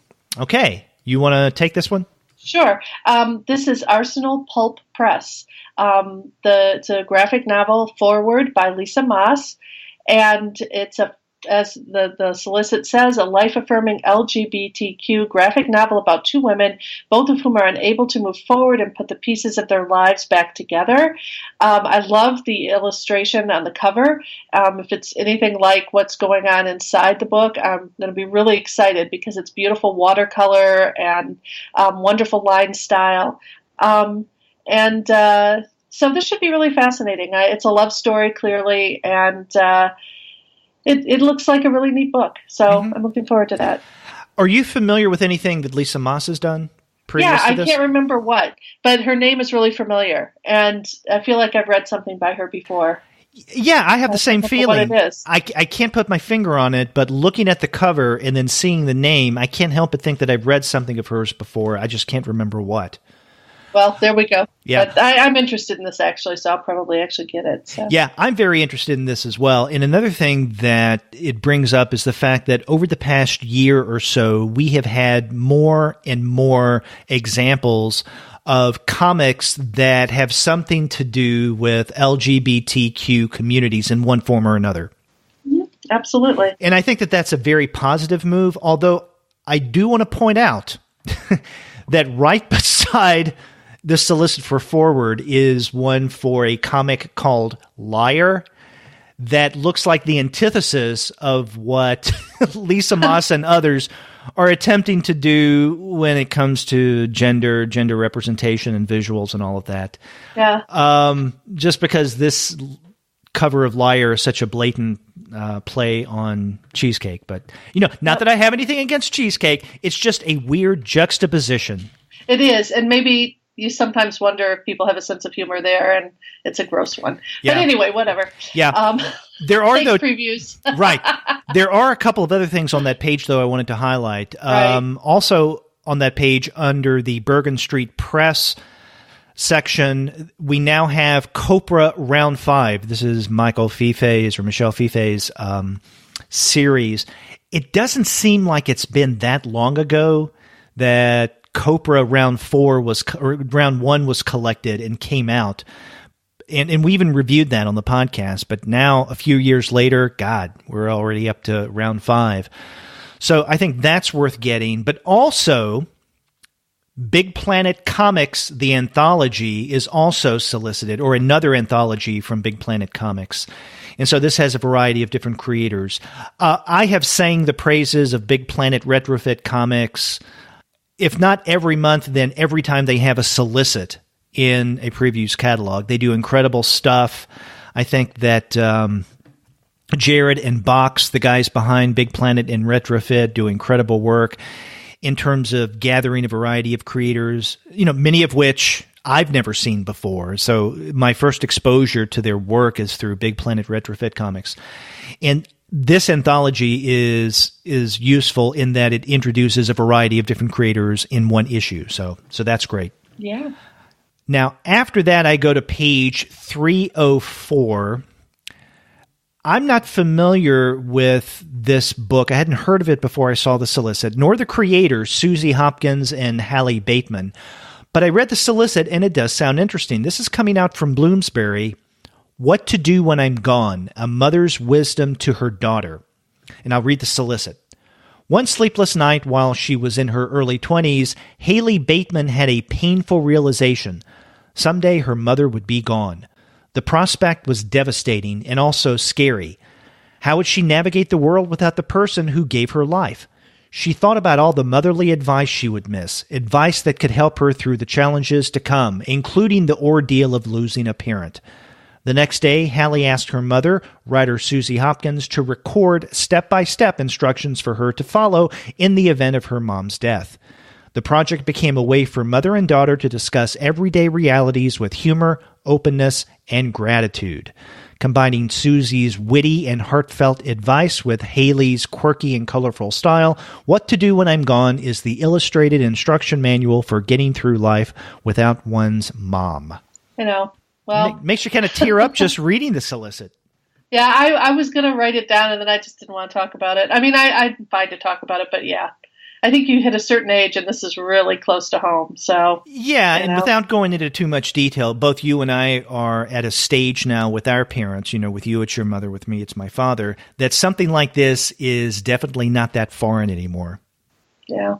So anyway, but it sounds like actually what's really interesting is the cover reminds me a lot of Faith Ringgold, the artist. There's something about it, and that's not surprising because Faith Ringgold is very much into sort of matrifocal art, and maybe the fact that they're sitting on a quilt and the colors that are used. But I got a really nice vibe of Faith Ringgold too. So it looks like a lovely book. It really does. Yeah, and the fact that this is, I don't know if you want to call it a memoir. They described it as an instruction manual in the solicit, which may be much more accurate. But there is something kind of memoir-ish about it. And the fact that it's a mother-daughter team that is dealing with the subject matter that it's dealing with makes it unique. Right.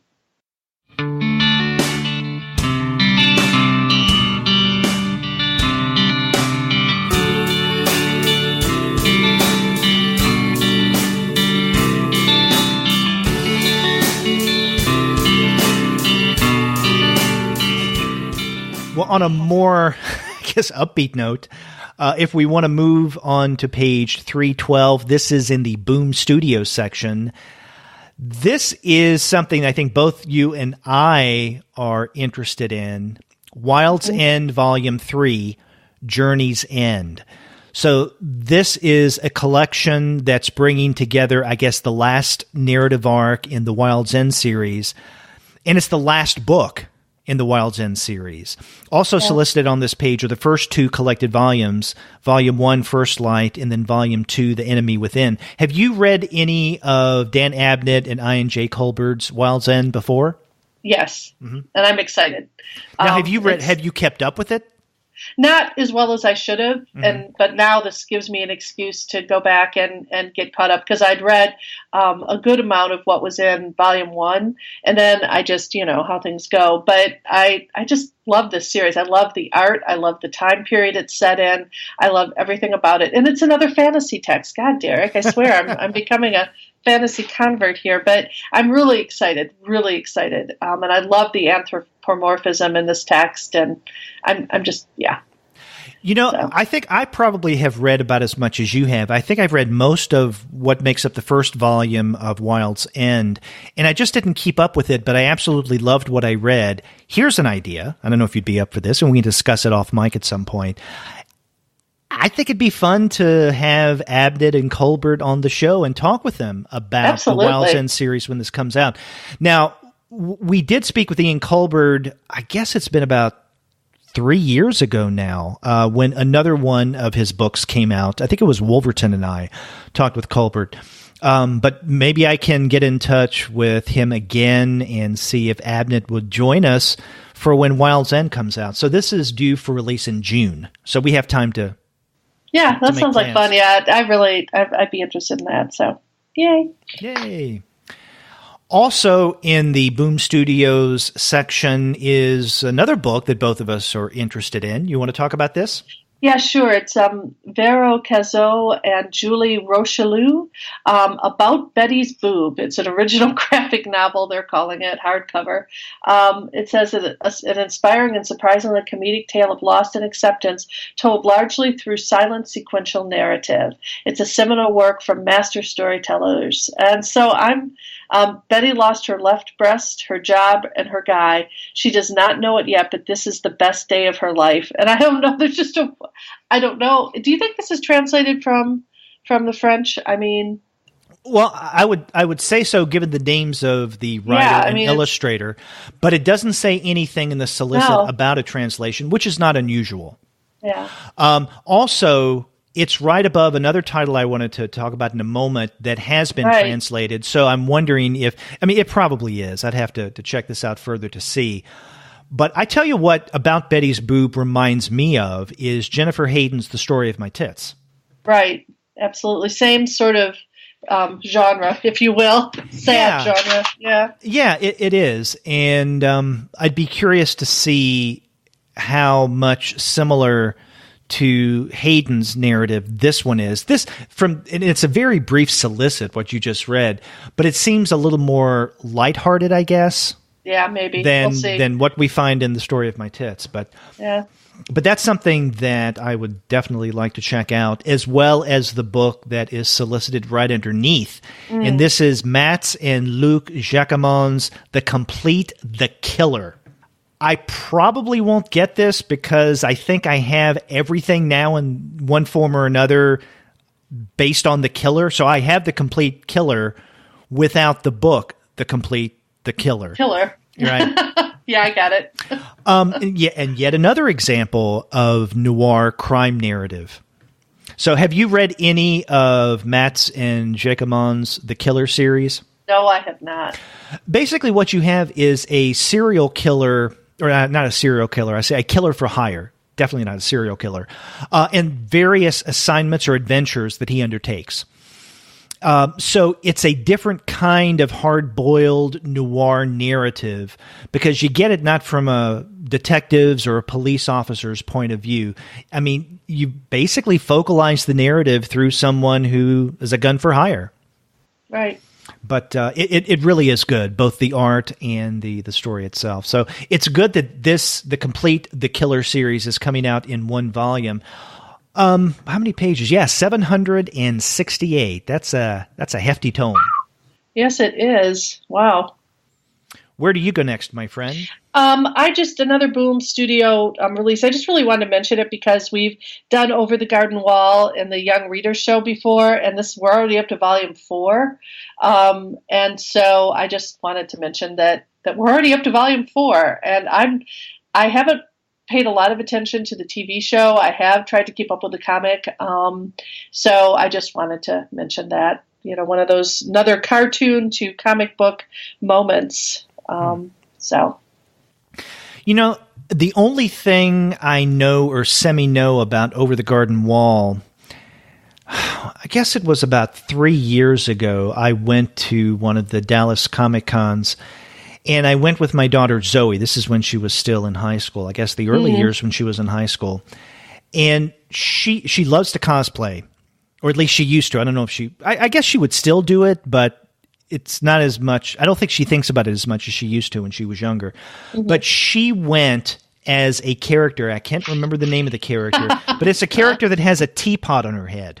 Okay. Do you know who that is? Yeah, I swear your daughter is so awesome. Yeah. And I had no clue who she was. And so she had to tell me, but she said it was from the Over the Garden Wall TV series, the cartoon, I guess. Because I don't think she read the comic. I'm just laughing at her. She is so awesome. Your daughter is beyond cool. I'm just going to say it. Okay. So she's probably not listening to this podcast episode, but if you are, Zoe, Gwen is right. You are cool. Yeah, she is cool. My son Zach, on the other hand, Oh, he's cool. I kid. I love my son Zach, and he is very cool. Well, if your daughter wears Greg's teapot, your daughter is cool. And that's all I'm going to say. And you can just. Okay. But your son might wear it too. So, again, cool. Okay, I go to page 331, and this is in the Cinebook section. Bear's Tooth, Volume 1, Max. I'm going to get this because I am on Cinebook's media list, and so they've been sending both me and Edward, I think, everything that they come out with. And it may take us a little while to get the stuff because it's coming from the UK, because Cinebook is a UK publisher, but they do some great stuff. And we've talked about several Cinebook publications in the past on our Eurocomic series. This one, though, is definitely something that I want to jump on board and begin discussing for the show. So this is by Alain Henriet and Yann, Yann, and it's a story that takes place in the, 1930s on the cusp of World War II, and the location is Silesia. And apparently this issue is focalized through one of the three children who, are main characters in this series. This guy is Max, and so Volume 1 is Max, and I guess that other volumes will focalize through some of the other people in the series, so... Yeah, cool. I'm looking forward to that. Yeah, it looks the art is beautiful, that's for sure. At least on the cover, so. What's next for you? Well, I am scrolling through to page 356. Sorry, you too can do math. And to a little title out of Devil's Due. I always have a little fondness for Devil's Due with their Baroque stuff from the 2008 campaign. Anyway, their editor, Josh Blaylock, has a new comic out called Igloo Barbecue Global Warming Party. And it's set in the world of penguins, killer whales, and seals who drive sleighs for cars and have all the modern conveniences and first world problems as we do. Blitzy Glazer is an unfulfilled comic artist living in the icy city of Metropolis who's about to find out his long, tired comic series Penguin Bros may yet have new life, full of feathered hipsters, comic geeks, and irony. This is Chasing Amy meets Scott Pilgrim, but with penguins. And I'm like, well, what the heck? I like Josh Blaylock. I'm going to look at it. So that's what I'm. There's a picture of the little penguin drinking. Well, I don't know. It's just I don't know. It's just crazy. Everything that comes out of Devil's Due cracks me. I mean, that's original. Cracks me up. So I figured I had to take a look at it. Yeah. Okay, I next go to page 358. This is in the Drawn and Quarterly section. Now some months we don't have new stuff coming out of Drawn and Quarterly, and they also do a lot of resolicits, right? So I think with maybe one exception, everything that they're soliciting, Drawn and Quarterly here, has come out before. But I think the new one, maybe, is a new edition of Craig Thompson's Carnet de Voyage. And I think it originally came out in soft cover. Now we have a hardbound edition, and that's on page 358. So, it's something to keep in mind, especially if you're a Craig Thompson fan. Right. It sounds interesting. Yeah. I also noticed something that I think that you pointed out that you're interested in, because February is Black History Month. Right. We have resolicited Peter Bagg's Fire, the Zora Neale Hurston story. Right, and I just, it's really interesting because this is a book that I did know about because I was going to use it as part of a conference paper last summer and then didn't. But I thought I would just mention it, that it's being reissued. It's a really awesome comic and suggest it highly. Yes. And in fact, when this came out last year, I had the pleasure of interviewing Peter Bagg. I had interviewed him a couple of times before for the Comics Alternative, but that was a really fun interview. Cool. And that was... Actually, Fire was one of my honorable mentions from 2017. For 2017, yes. Yeah. Really good book. I next go to the Fantagraphics section, and if I had my way, I would just get every single thing that Fantagraphics ever published. I can't afford to, but I can definitely mention most of the things that they come out with every month. And one that I think you're also interested in, and you and I both have a history with this creator, Manuel Fior, is the new book, Blackbird Days. And this is translated by Jamie Richards. And I say that you and I have a history with Fior because not quite 2 years ago, you and I discussed his 5,000 kilometers per second. This is true, sir. It was a very, very good book. In fact, it was one of my favorites from that year. And then last year, Edward and I discussed the last book that came out from Fantagraphics, The Interview, which was also really good. Mm-hmm. Well, this looks really interesting. It's called Blackbird Days, translated by Jamie Richards. Mm-hmm. And it's a collection of 10 short stories, which I'm already excited about because as a teacher, I like to teach short story comics. And so I was that right there for me makes it super exciting. But anyway, about a father who loses his son at a Berlin park, a teacher abandoning her students in Paris, a young woman's first impressions of Oslo, a couple vacationing in Italy, et cetera, et cetera. It just sounds kind of interesting, and then it's rounded out with an autobiographical snapshot of the 2015 terrorist attacks in Paris, and a finale in which 2 giant robots battle it out in the center of that city. I don't know. It just sounds poignant and interesting, and I'm looking forward to looking at it. Yeah, and that last story seems to be what we have in the sample art. Yeah, you have the sample art. Which is small, but weird and interesting. So I'm looking forward to that. Yeah, and you mentioned Jamie Richards, and in fact, we had her on the Comics Alternative a couple of years ago. Yeah. I interviewed her along with Edward Govan, who then became my co-host for the Eurocomic series. Also on this page from Fantagraphics are a couple of collections that are definitely worth celebrating.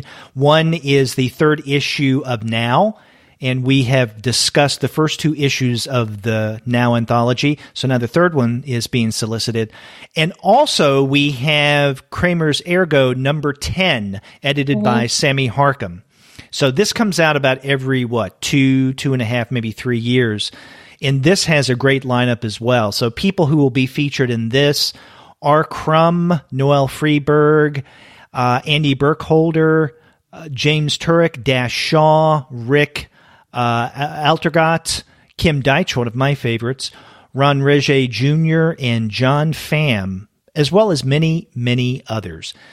I like Kramer's Ergo. I mean, sometimes some of the story collections hit me more than others. I think number 10 I thought was okay, but it didn't bowl me over. But I nonetheless liked it, so I'm looking forward to the release of Kramer's Ergo number 10. Cool. After Fantagraphics, we go to First Second, and there's always good things in First Second. Yeah, I could just say, like you said about Fantagraphics, which I totally agree with, by the way, I could say about First Second. I would take almost everything by first second if I could. But there's a couple. There's one that I definitely want us to do on the Young Readers Show, Paul and I, and that is Be Prepared by Vera Brosgol. You'll recall she's the author of Anya's Ghost, which was a major award-winning YA comic. And so I'm looking forward to this one. All Vera, and it looks like it is memoirish. All Vera wants to do is fit in, but that's not easy for a Russian girl in the suburbs. Her friends live in fancy houses, and their parents can afford to send them to the best summer camps. Vera's single mother can't afford that sort of luxury, but there's one summer camp in her price range, Russian summer camp. Vera is sure she's found the one place she can fit in, but camp is far from what she imagined. So this sounds like in the sort of camp genre, camp, if you will, all the kinds of camp is right up my alley. And if you want me to, because I think I'm the one who sort of was interested in all of these. So no, you had to be prepared too. So that's great. Well, I wanted to point out, I mean, I really like Anya's Ghost as well.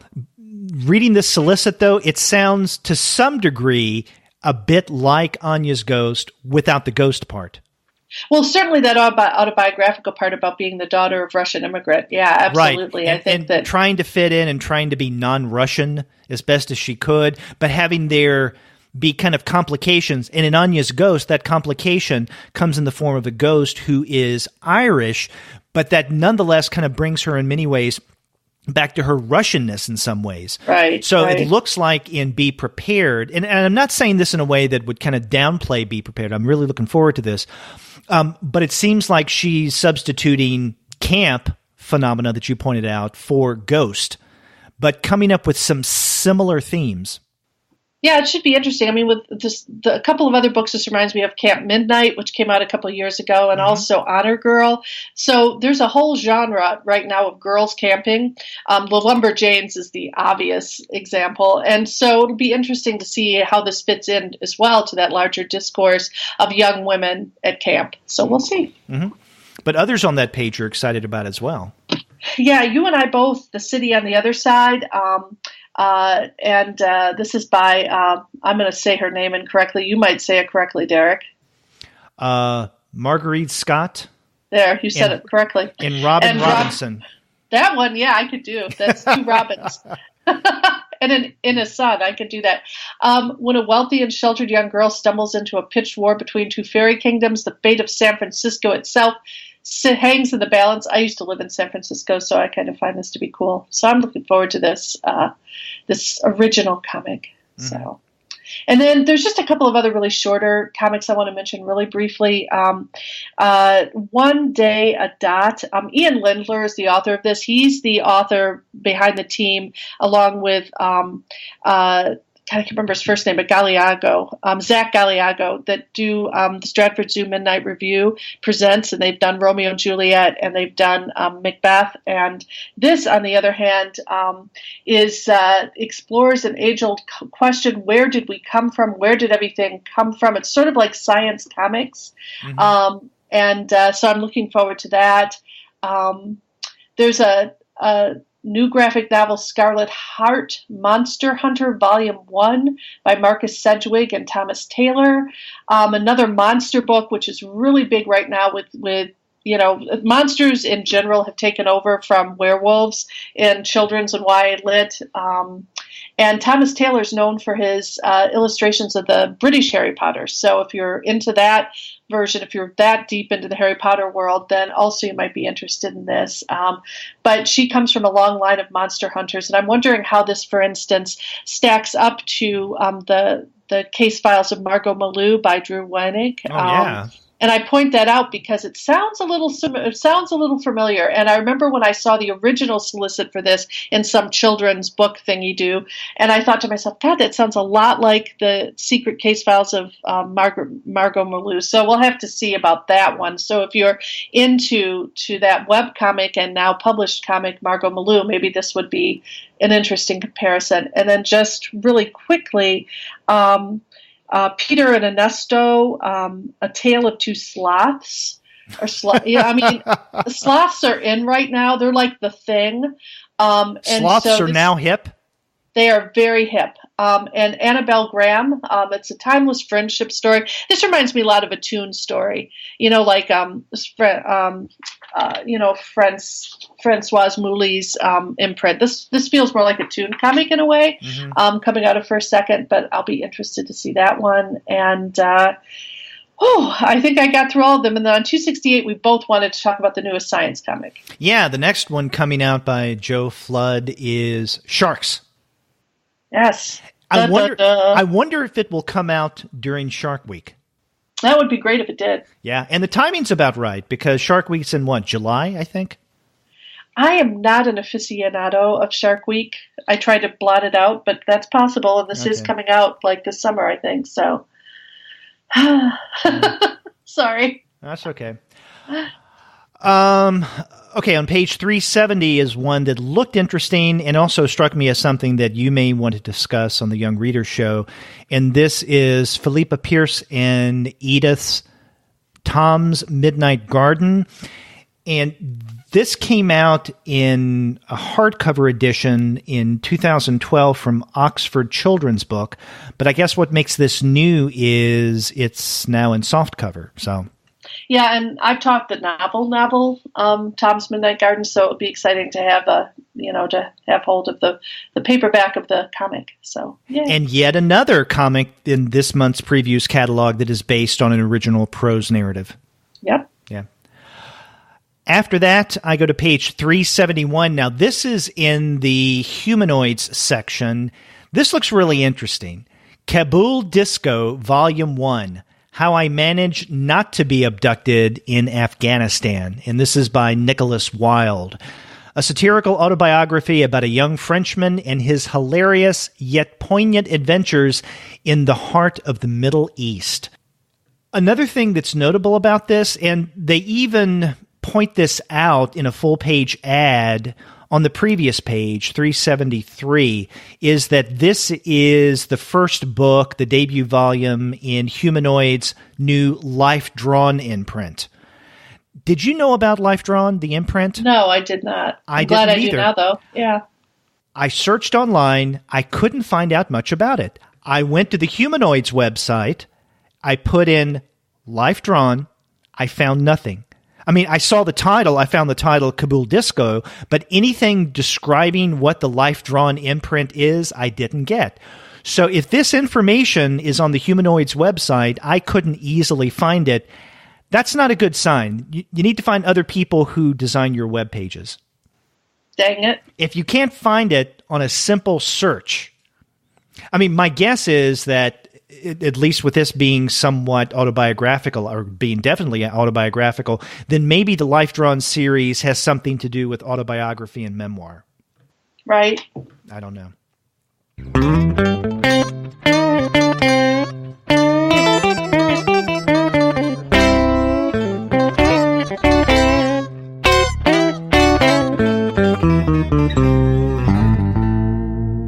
And speaking of, I guess, the Middle East and Africa, if I can make that connection, we both go to, what is it, page 374? No, it's 382, actually. Oh, no, you're right. No, yeah, it's 382. 382. Yeah, Algeria is Beautiful Like America by Olivia Burton and Mai Grand, and it looks really interesting. Mm-hmm.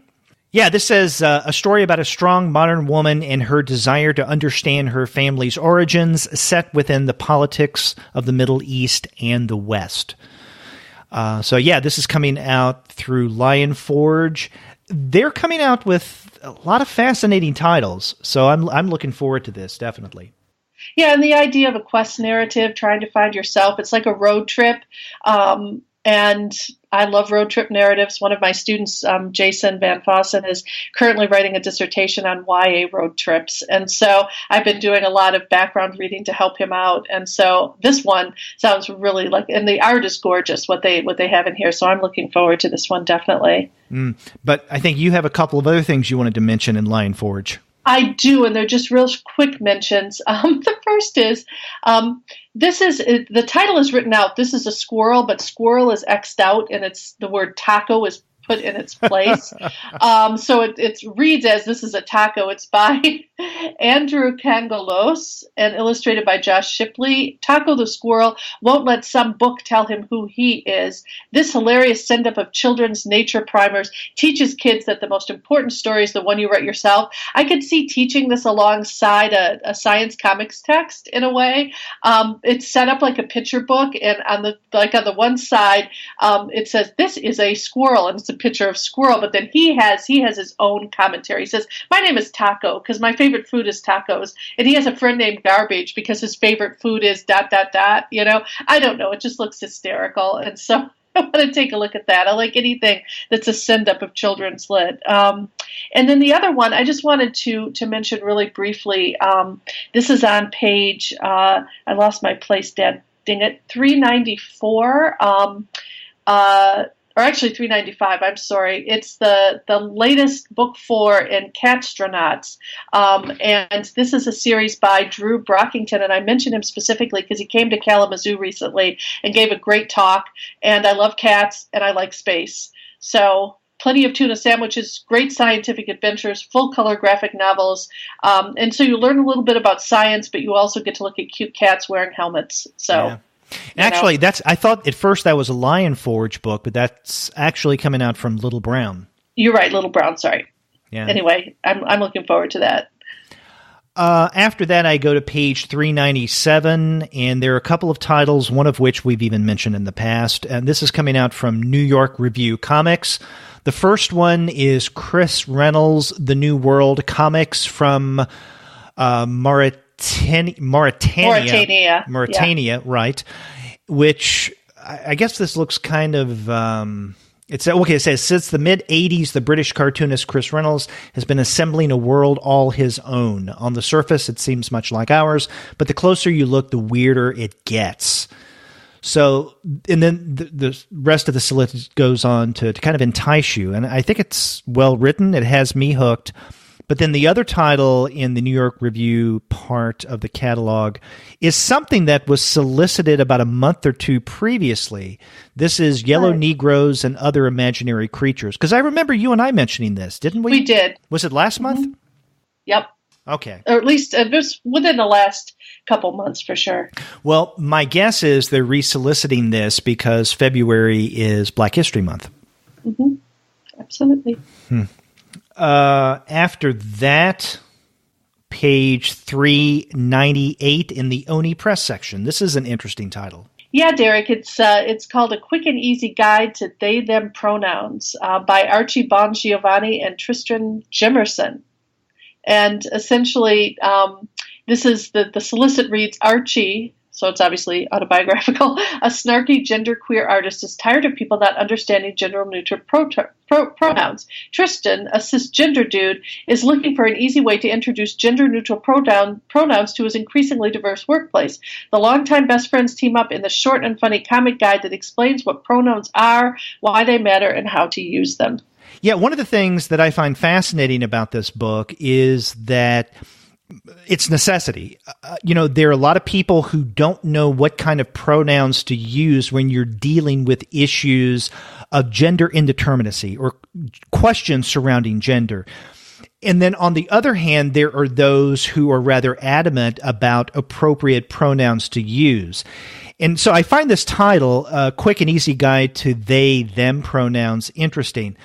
I've wondered about pronoun usage myself, and there's some who do prefer to use the plural they them to refer in a pronoun way to a singular.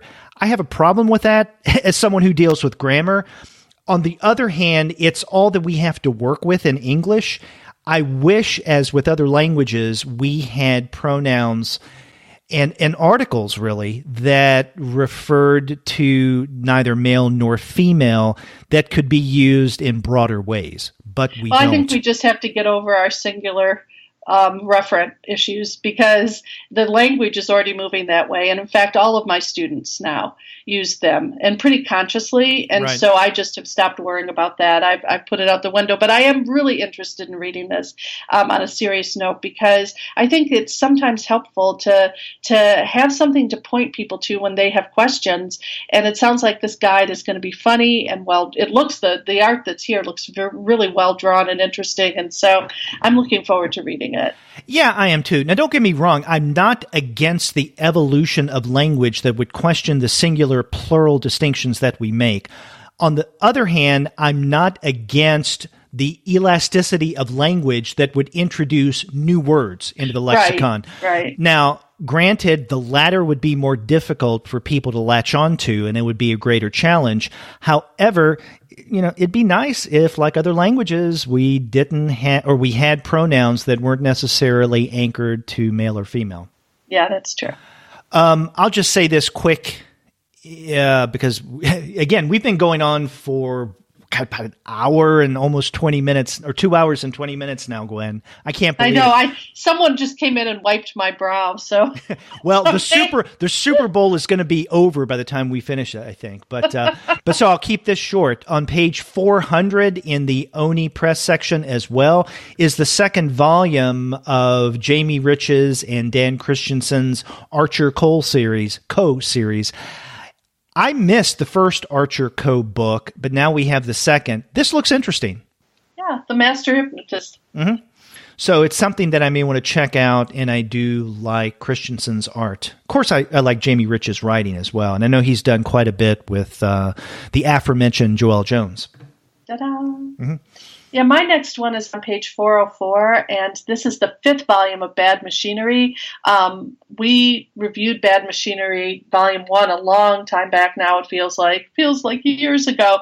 But the series just on gets the Young better Reader and better. series, yeah. Yeah, and it just gets better and better and is getting more and more acclaim. So I just thought I would point out that Volume 5 is coming out, the Case of the Fire Inside. And there's a little seal looking right at you when you look at it. This is John Allison, by the way. So big fan of that. And on the next page, just really quickly, this is Volume 3 of a series I hadn't heard of. Courtney Crumrin, The Twilight Kingdom. This is by Ted Nafe. Is that how I'd say that, Derek? Do you think? Nafe. Okay. And Warren Wuchinich. Yes. At any rate, this is a magical education text. So yes, it's in the vein of Harry Potter, etc. But I'm very interested in any sort of text that deals with girls and learning, and it's another one of those sort of camp type texts. So I just thought I'd mention that out of Ani Press. So there we go. Here's that one. I go to page 410, and under Rebellion 2000 AD section, there is yet another collection or incarnation of Pat Mills' Charlie's War. This is Charlie's War, the Definitive Collection, Volume 1, Boy Soldier. I've got some volumes of Charlie's War from earlier series. On the one hand, I'm glad that they're coming out with this definitive collection now. It's just that, well, what does that make my other volumes from the earlier series? Not so definitive? I don't know. But it's good to see that this is still coming out in print. But, looking at page 410, I also see something that I overlooked, and I can't believe I overlooked this. And this is published through Renegade Arts Entertainment, and it's written by Trina Robbins and Max Pearlson with artists of various kinds, a variety of artists. This is called A Bunch of Jews and Other Stuff. First published as a book in Yiddish in 1938, A Bunch of Jews is a collection of stories by Max B. Pearlson focused on a small shtetl called Du Bois in Belarus in Brooklyn, New York in the early 20th century. This adaptation is by the author's daughter, Trina Robbins, and a collection of fine artists featuring stories of arrogant school teachers, boastful travelers, stingy merchants, adoring pets, and all of the disasters and triumphs that can happen to families in tight-knit communities. This comic is a loving tribute to Jewish culture before the coming of the war that would change things forever. I'm really amazed that I overlooked this, especially given the fact that I've done quite a bit of work and a lot and tons of reading, really, in Jewish comic studies. Yeah, so that's right up your alley. Dave. Yeah, that's cool. Good thing I went back to look at that page. See? Well, the next one we have is from Self-Made Hero Press, and it's called Apollo, by Matt Fitch and Chris Baker, writers, and Mike Collins, artist.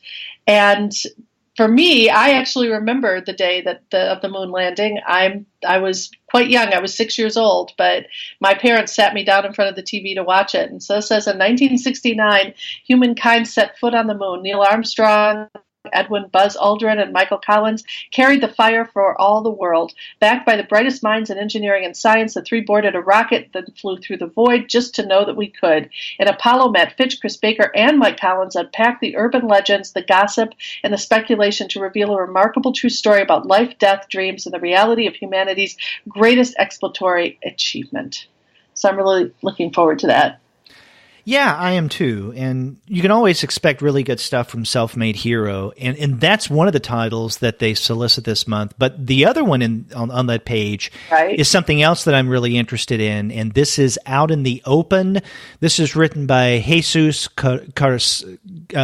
Carrasco with art by Javi Ray. And I'm probably butchering those names. It says, after suffering violence and betrayal at home, a young boy flees into an uncompromising landscape ravaged by drought. Without food or water, exposed to the heat of the sun and the violence of his pursuers, the boy sets out across the Spanish plains. An encounter with an elderly goatherd offers hope of survival. The old man can help him stay ahead of the dangers that lie outside. But he can't fix the internal drama that plays out in the boy's mind. And so this is another one that's based on apparently a prose novel. Yeah, that sounds. I'd actually like to read the prose novel as well. That's interesting. Well, it's a theme for this volume, or for this episode of the Comics Alternative Preview Show. That and Pulse Pounding Thrills. That and Pulse Pounding Thrills, yes. That's right. On 416, there is a collection, I guess the second from Seven Story Press's The Graphic Canon of Crime and Mystery. I can't remember when the first volume came out, but I've got a couple of Graphic Canon volumes. I don't have the Crime and Mystery one, though. I missed the first one, but now we have a solicit of the second. Cool. And then also, I guess the next page, 217, this is from the publisher I haven't heard of before, Silver Sprocket. And the title is Dayglow A-Hole, and that's one word, Daygloayhole. So this is issue number 1 of Dayglow A-Hole by Ben Passmore. How's your post-apocalypse going? Enjoying the irritating deserts, menacing clouds of sentient porn magazine, mutant police, and hipsters on some street art kick? No, this is the best the end of the world gets. Social and political commentary mixed with punk nonsense and gore drawn in vibrant fluorescent colors. That has to be the best solicit of this entire February catalog, hands down. Yeah, it's pretty good. Okay. Now, listeners, I know that you've been holding out with us for the past 2.5 hours. We're coming up on the end point. We're almost done. The end is near. That's right. The end is near. Hang on. Next, both Gwen and I are really excited about what appears on page 420 of the catalog. Yes, this is Bill Morrison's The Beatles' Yellow Submarine, and I just heard him interviewed on NPR, actually. I listen to way too much NPR. The Beatles are recruited by the captain of the Yellow Submarine to help him free Sgt. Pepper's Lonely Hearts Club Band and the world of Pepperland from the music-hating Blue Meanies. Woohoo! Sorry, I'm really excited. August 8th, people, mark your calendars. 2018, the psychedelic wonderful thing is coming to us. Yay! Yeah, so I guess what this is I guess a graphic novel adaptation of The Yellow Submarine, which makes a lot of sense given what Yellow Submarine is, because the art, which is great on screen, is perfect for comics. It is. I'm so excited. Yeah, I just hope it doesn't turn out to be, I don't know, anything too cheesy or... I don't think it is. Bill Morrison, as a matter of fact, I really would suggest everyone listen to the interview with him. Derek, I could try and find it. Maybe we can throw it in the show notes. But it was really a great interview, and he really knows the Beatles, so this should be great. Yeah. But you're right. I can always be disappointed, so, you know. Yeah, both of us are really big Beatles fans, and you know, there's quite a bit of history of comics related to the Beatles. Yep, absolutely. You know, starting from the day of the British invasion. Yep. Yay. Okay, both of us, go to page 433. That's right. Toon Books. Absolutely. And the first one that we both want to talk about, so I'm going to let you really take lead on this, but it's Maya Makes a Mess. Yeah, this is by Ritu Madan. I don't know if she's done comics for younger readers. I'm not aware of them. No, neither am I. I'm beginning to wonder if they didn't solicit her to do this and that this is maybe her first children's comic. But who knows? Maybe in Israel she's known as a children's artist. I guess we should look that up. But yeah, now she's an Eisner Award winner. She is also an Israeli comics artist. And she's done some really incredible things in the past. I think her last book that came out a few years ago was The Property. Right. Yeah, this one, Maya Makes a Mess, is described thus. In the midst of a family dinner with her scolding parents, Maya receives an unexpected invitation to dine with the Queen. Suddenly, her messy manners are put to the ultimate test, and she begins to improvise her very own set of rules with uproarious results. Filled with humor and exquisitely imagined detail, this book by Eisner Award winner Ritu Madan is bound to turn every child into a voracious reader. Or at least a voracious eater. Right. Arty, har, har. Just don't spill food on your text. That's right. And, Derek, I'm just going to really quickly mention a couple of these other titles in the interest of time, but almost anything that comes out from Toon is worth taking a look at, especially if you have young readers. A Trip to the Bottom of the World with Mouse, Frank Viva, he basically, there's an exploring expedition that goes to Antarctica and looks at what's underground. Another probably Penguin moment. Nadja Spiegelman and Trade Loeffler, Zig and Wiki in the Cow, it's called. When alien pals Zig and Wiki lose their spaceship on Earth, their friendship is definitely in trouble. In order to get home, they must travel through a farm and into a cow, picking up fun facts about ecology along the way. I don't know, that just sounds nuts. And then Tippy and the Night Parade by Lily Carey. When Tippy wakes up, there's a peacock in her bedroom. Hopefully not a therapy peacock. Sorry if you've read the news recently. Anyway, a bird in her hair and mice dancing at the headboard. Yet all Tippy remembers is falling asleep. And so it's really exciting. Toon puts out really interesting, adventuresome comics every couple months, and it's just always exciting for the young reader and me to see these. So, yay. I go next to page 453, and this is in the Vertigo comics section. So yes, it's manga. And, the thing about manga publishers like Viz or Vertigo, or Seven Seas is that many times they solicit, let's say, the third, fourth, fifth, sixth, seventh, on and on, volume in a series that I'm not aware of. So am I going to jump on board with volume number 7? Probably not. But one of the things that strikes me about this month is that there are 2 volume 1s of series that apparently are brand new, at least to English speakers, and both of them look really fascinating to me. One is Moteki Volume 1, which is subtitled Love Strikes. This is by Mitsuru Kubo, and the solicit reads, one of the hottest authors in Japanese today makes her English language debut with a story about love, coming of age, and hope at age 30. Mitsuru Kubo, creator of Yuri on Ice, reveals how you never know when fortune will strike. So this looks like an interesting title and something that Shay and I could possibly discuss on a future manga show. And then the other one there that caught my attention is the first volume of Hitomi Takano's My Boy. An award winner and top seller in Japan, this provocative new manga handles its controversial subject with insight and sensitivity. Satoko Tawada first encounters beautiful 12-year-old Mashu practicing soccer by himself in a park as she's heading to work. Later that night, he's still there. Satoko, who had played soccer herself when she was younger, decides to help the kid prepare for his tryouts. When Mashu doesn't make the first team, Satoko continues to work with him, encouraging him not to quit and supporting him at the games. Their emotional connection strengthens as the two spend more and more time together and fill the emptiness in each other's lives. Now, they say that this is a controversial subject. From that solicit, I'm not entirely clear what the controversy is, except maybe age issues. So my guess is that Satoko Tawada is significantly older than 12 years old. Yeah. Well, it should be interesting. Anyway, maybe you can do it on the show. Yep. Another one that Shay and I could discuss. And speaking of manga, we go next to Viz Media on page 455 to something that isn't really manga. Not at all. It's something that my students told me about a number of years ago. Right, and maybe inspired by manga.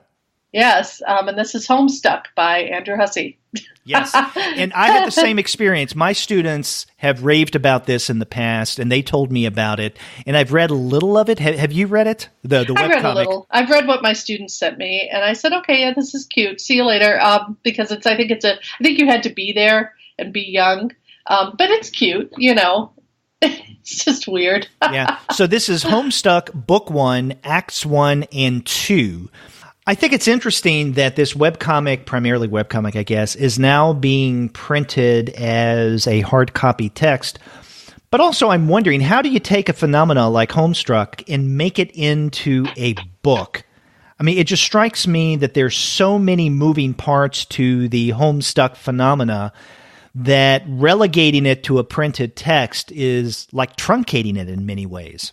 Yeah, it's interesting because they do have some pages, and it looks like more like an archive of some of the games and some of the images out of the games. So you're right. This will be really interesting to see it in paper. So, So it's worth checking out.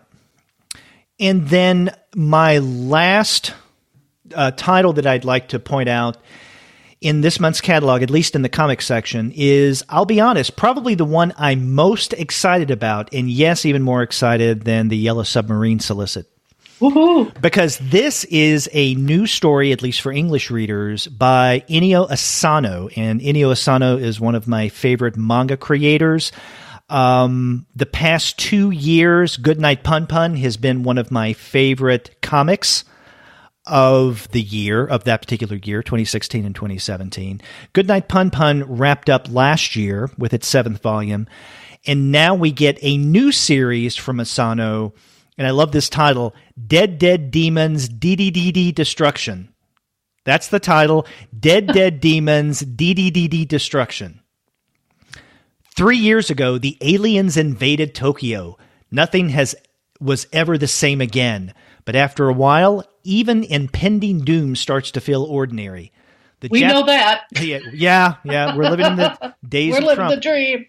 The Japanese self-defense force still looking for a way to combat the looming alien threat 3 years after the invasion, but so far conventional weapons have no effect on the mothership. Maybe it's time to try something unconventional.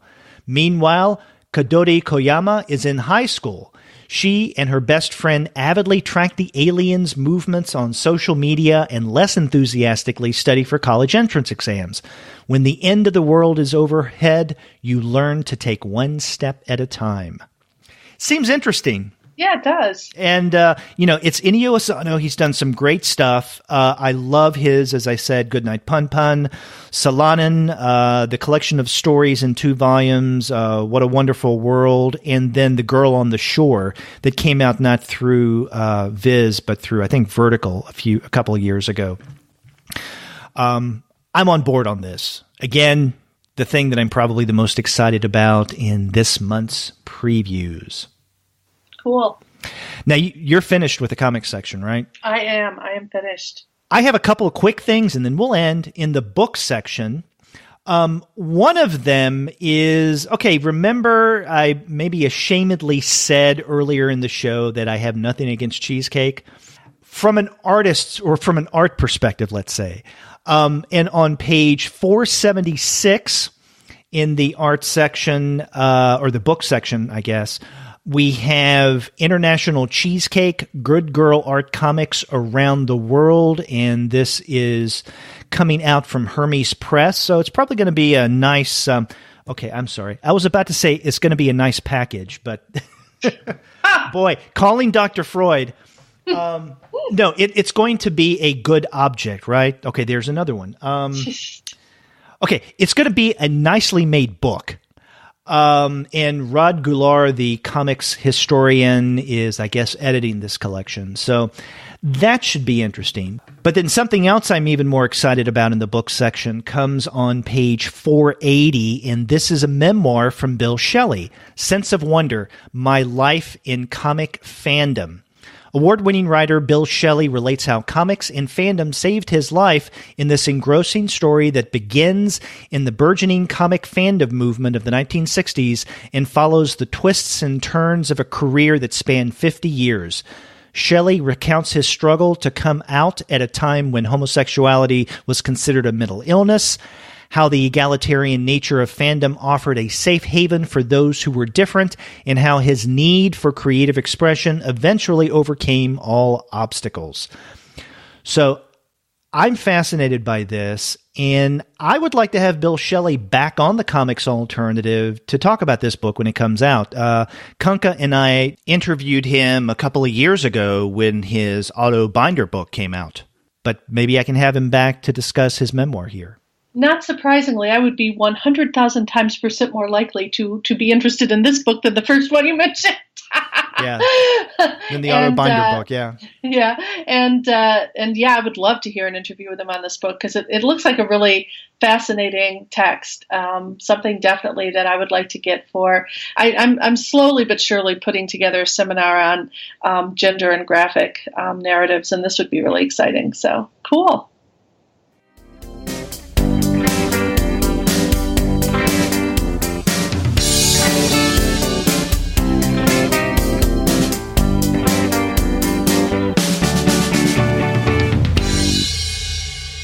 Gwen, this has to be one of the longest preview episodes we've ever done on the Comics Alternative. And I thought that Kanka and I, or maybe another co-host like maybe Paul and I, had done really long ones. But right now, you and I are going over 2.5 hours. So again, listeners, we're glad that you're hanging in there with us, and we hope that you enjoyed every minute, even the ridiculous minutes, of this month's preview show.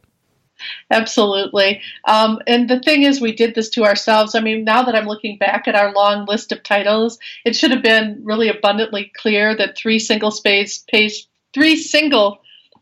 pages of titles would take a long time. But it was a lot of fun, Derek, and I found lots of titles that I'm really interested in getting now. Exactly. Me too. And you can find probably every single one of these titles at very impressive discounts at the website of our sponsor, Discount Comic Book Service. Go to dcbservice.com, and every month you'll find wonderful discounts. That's dcbservice.com. And after you do get your comics there, get in touch with us and let us know if you were annoyed by the length of this week's episode. If you go to our website, comicsalternative.com, you'll find that you can leave us a voice message online via SpeakPipe. Or you can call us the old-fashioned way by picking up the phone and dialing 415-3-COMICS. That's 415-326-6427. You can also contact us by email at twoguys@comicsalternative.com, or you can get in touch with us individually. I'm Gwen at comicsalternative.com. And Derek, how can folks reach you? At Derek at comicsalternative.com. You can find us all over social media. We have accounts on Twitter, Facebook, Tumblr, Instagram, Google+, Goodreads, Pinterest, YouTube, and we have a Slack channel, so come join us on there. You can subscribe to the podcast through Apple Podcasts. You can listen to us on Spotify, on Stitcher, on TuneIn, on iHeartRadio, and on Google Play Music. But you can find every single one of our podcast episodes, as well as the reviews and comics-related commentary that we post on our blog, by going to our website, which is comicsalternative.com. Oh, this was truly the Super Bowl edition of the preview show. That's right, the super edition of the Comics Alternative. But without the puppies, let's say.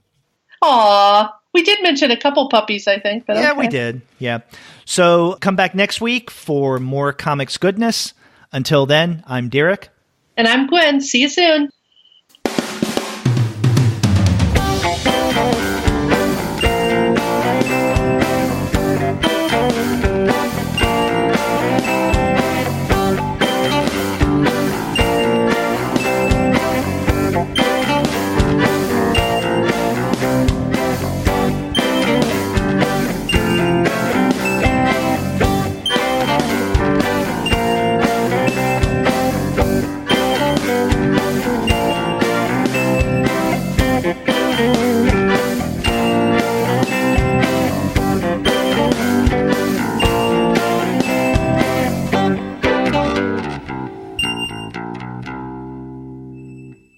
Hey, what happened?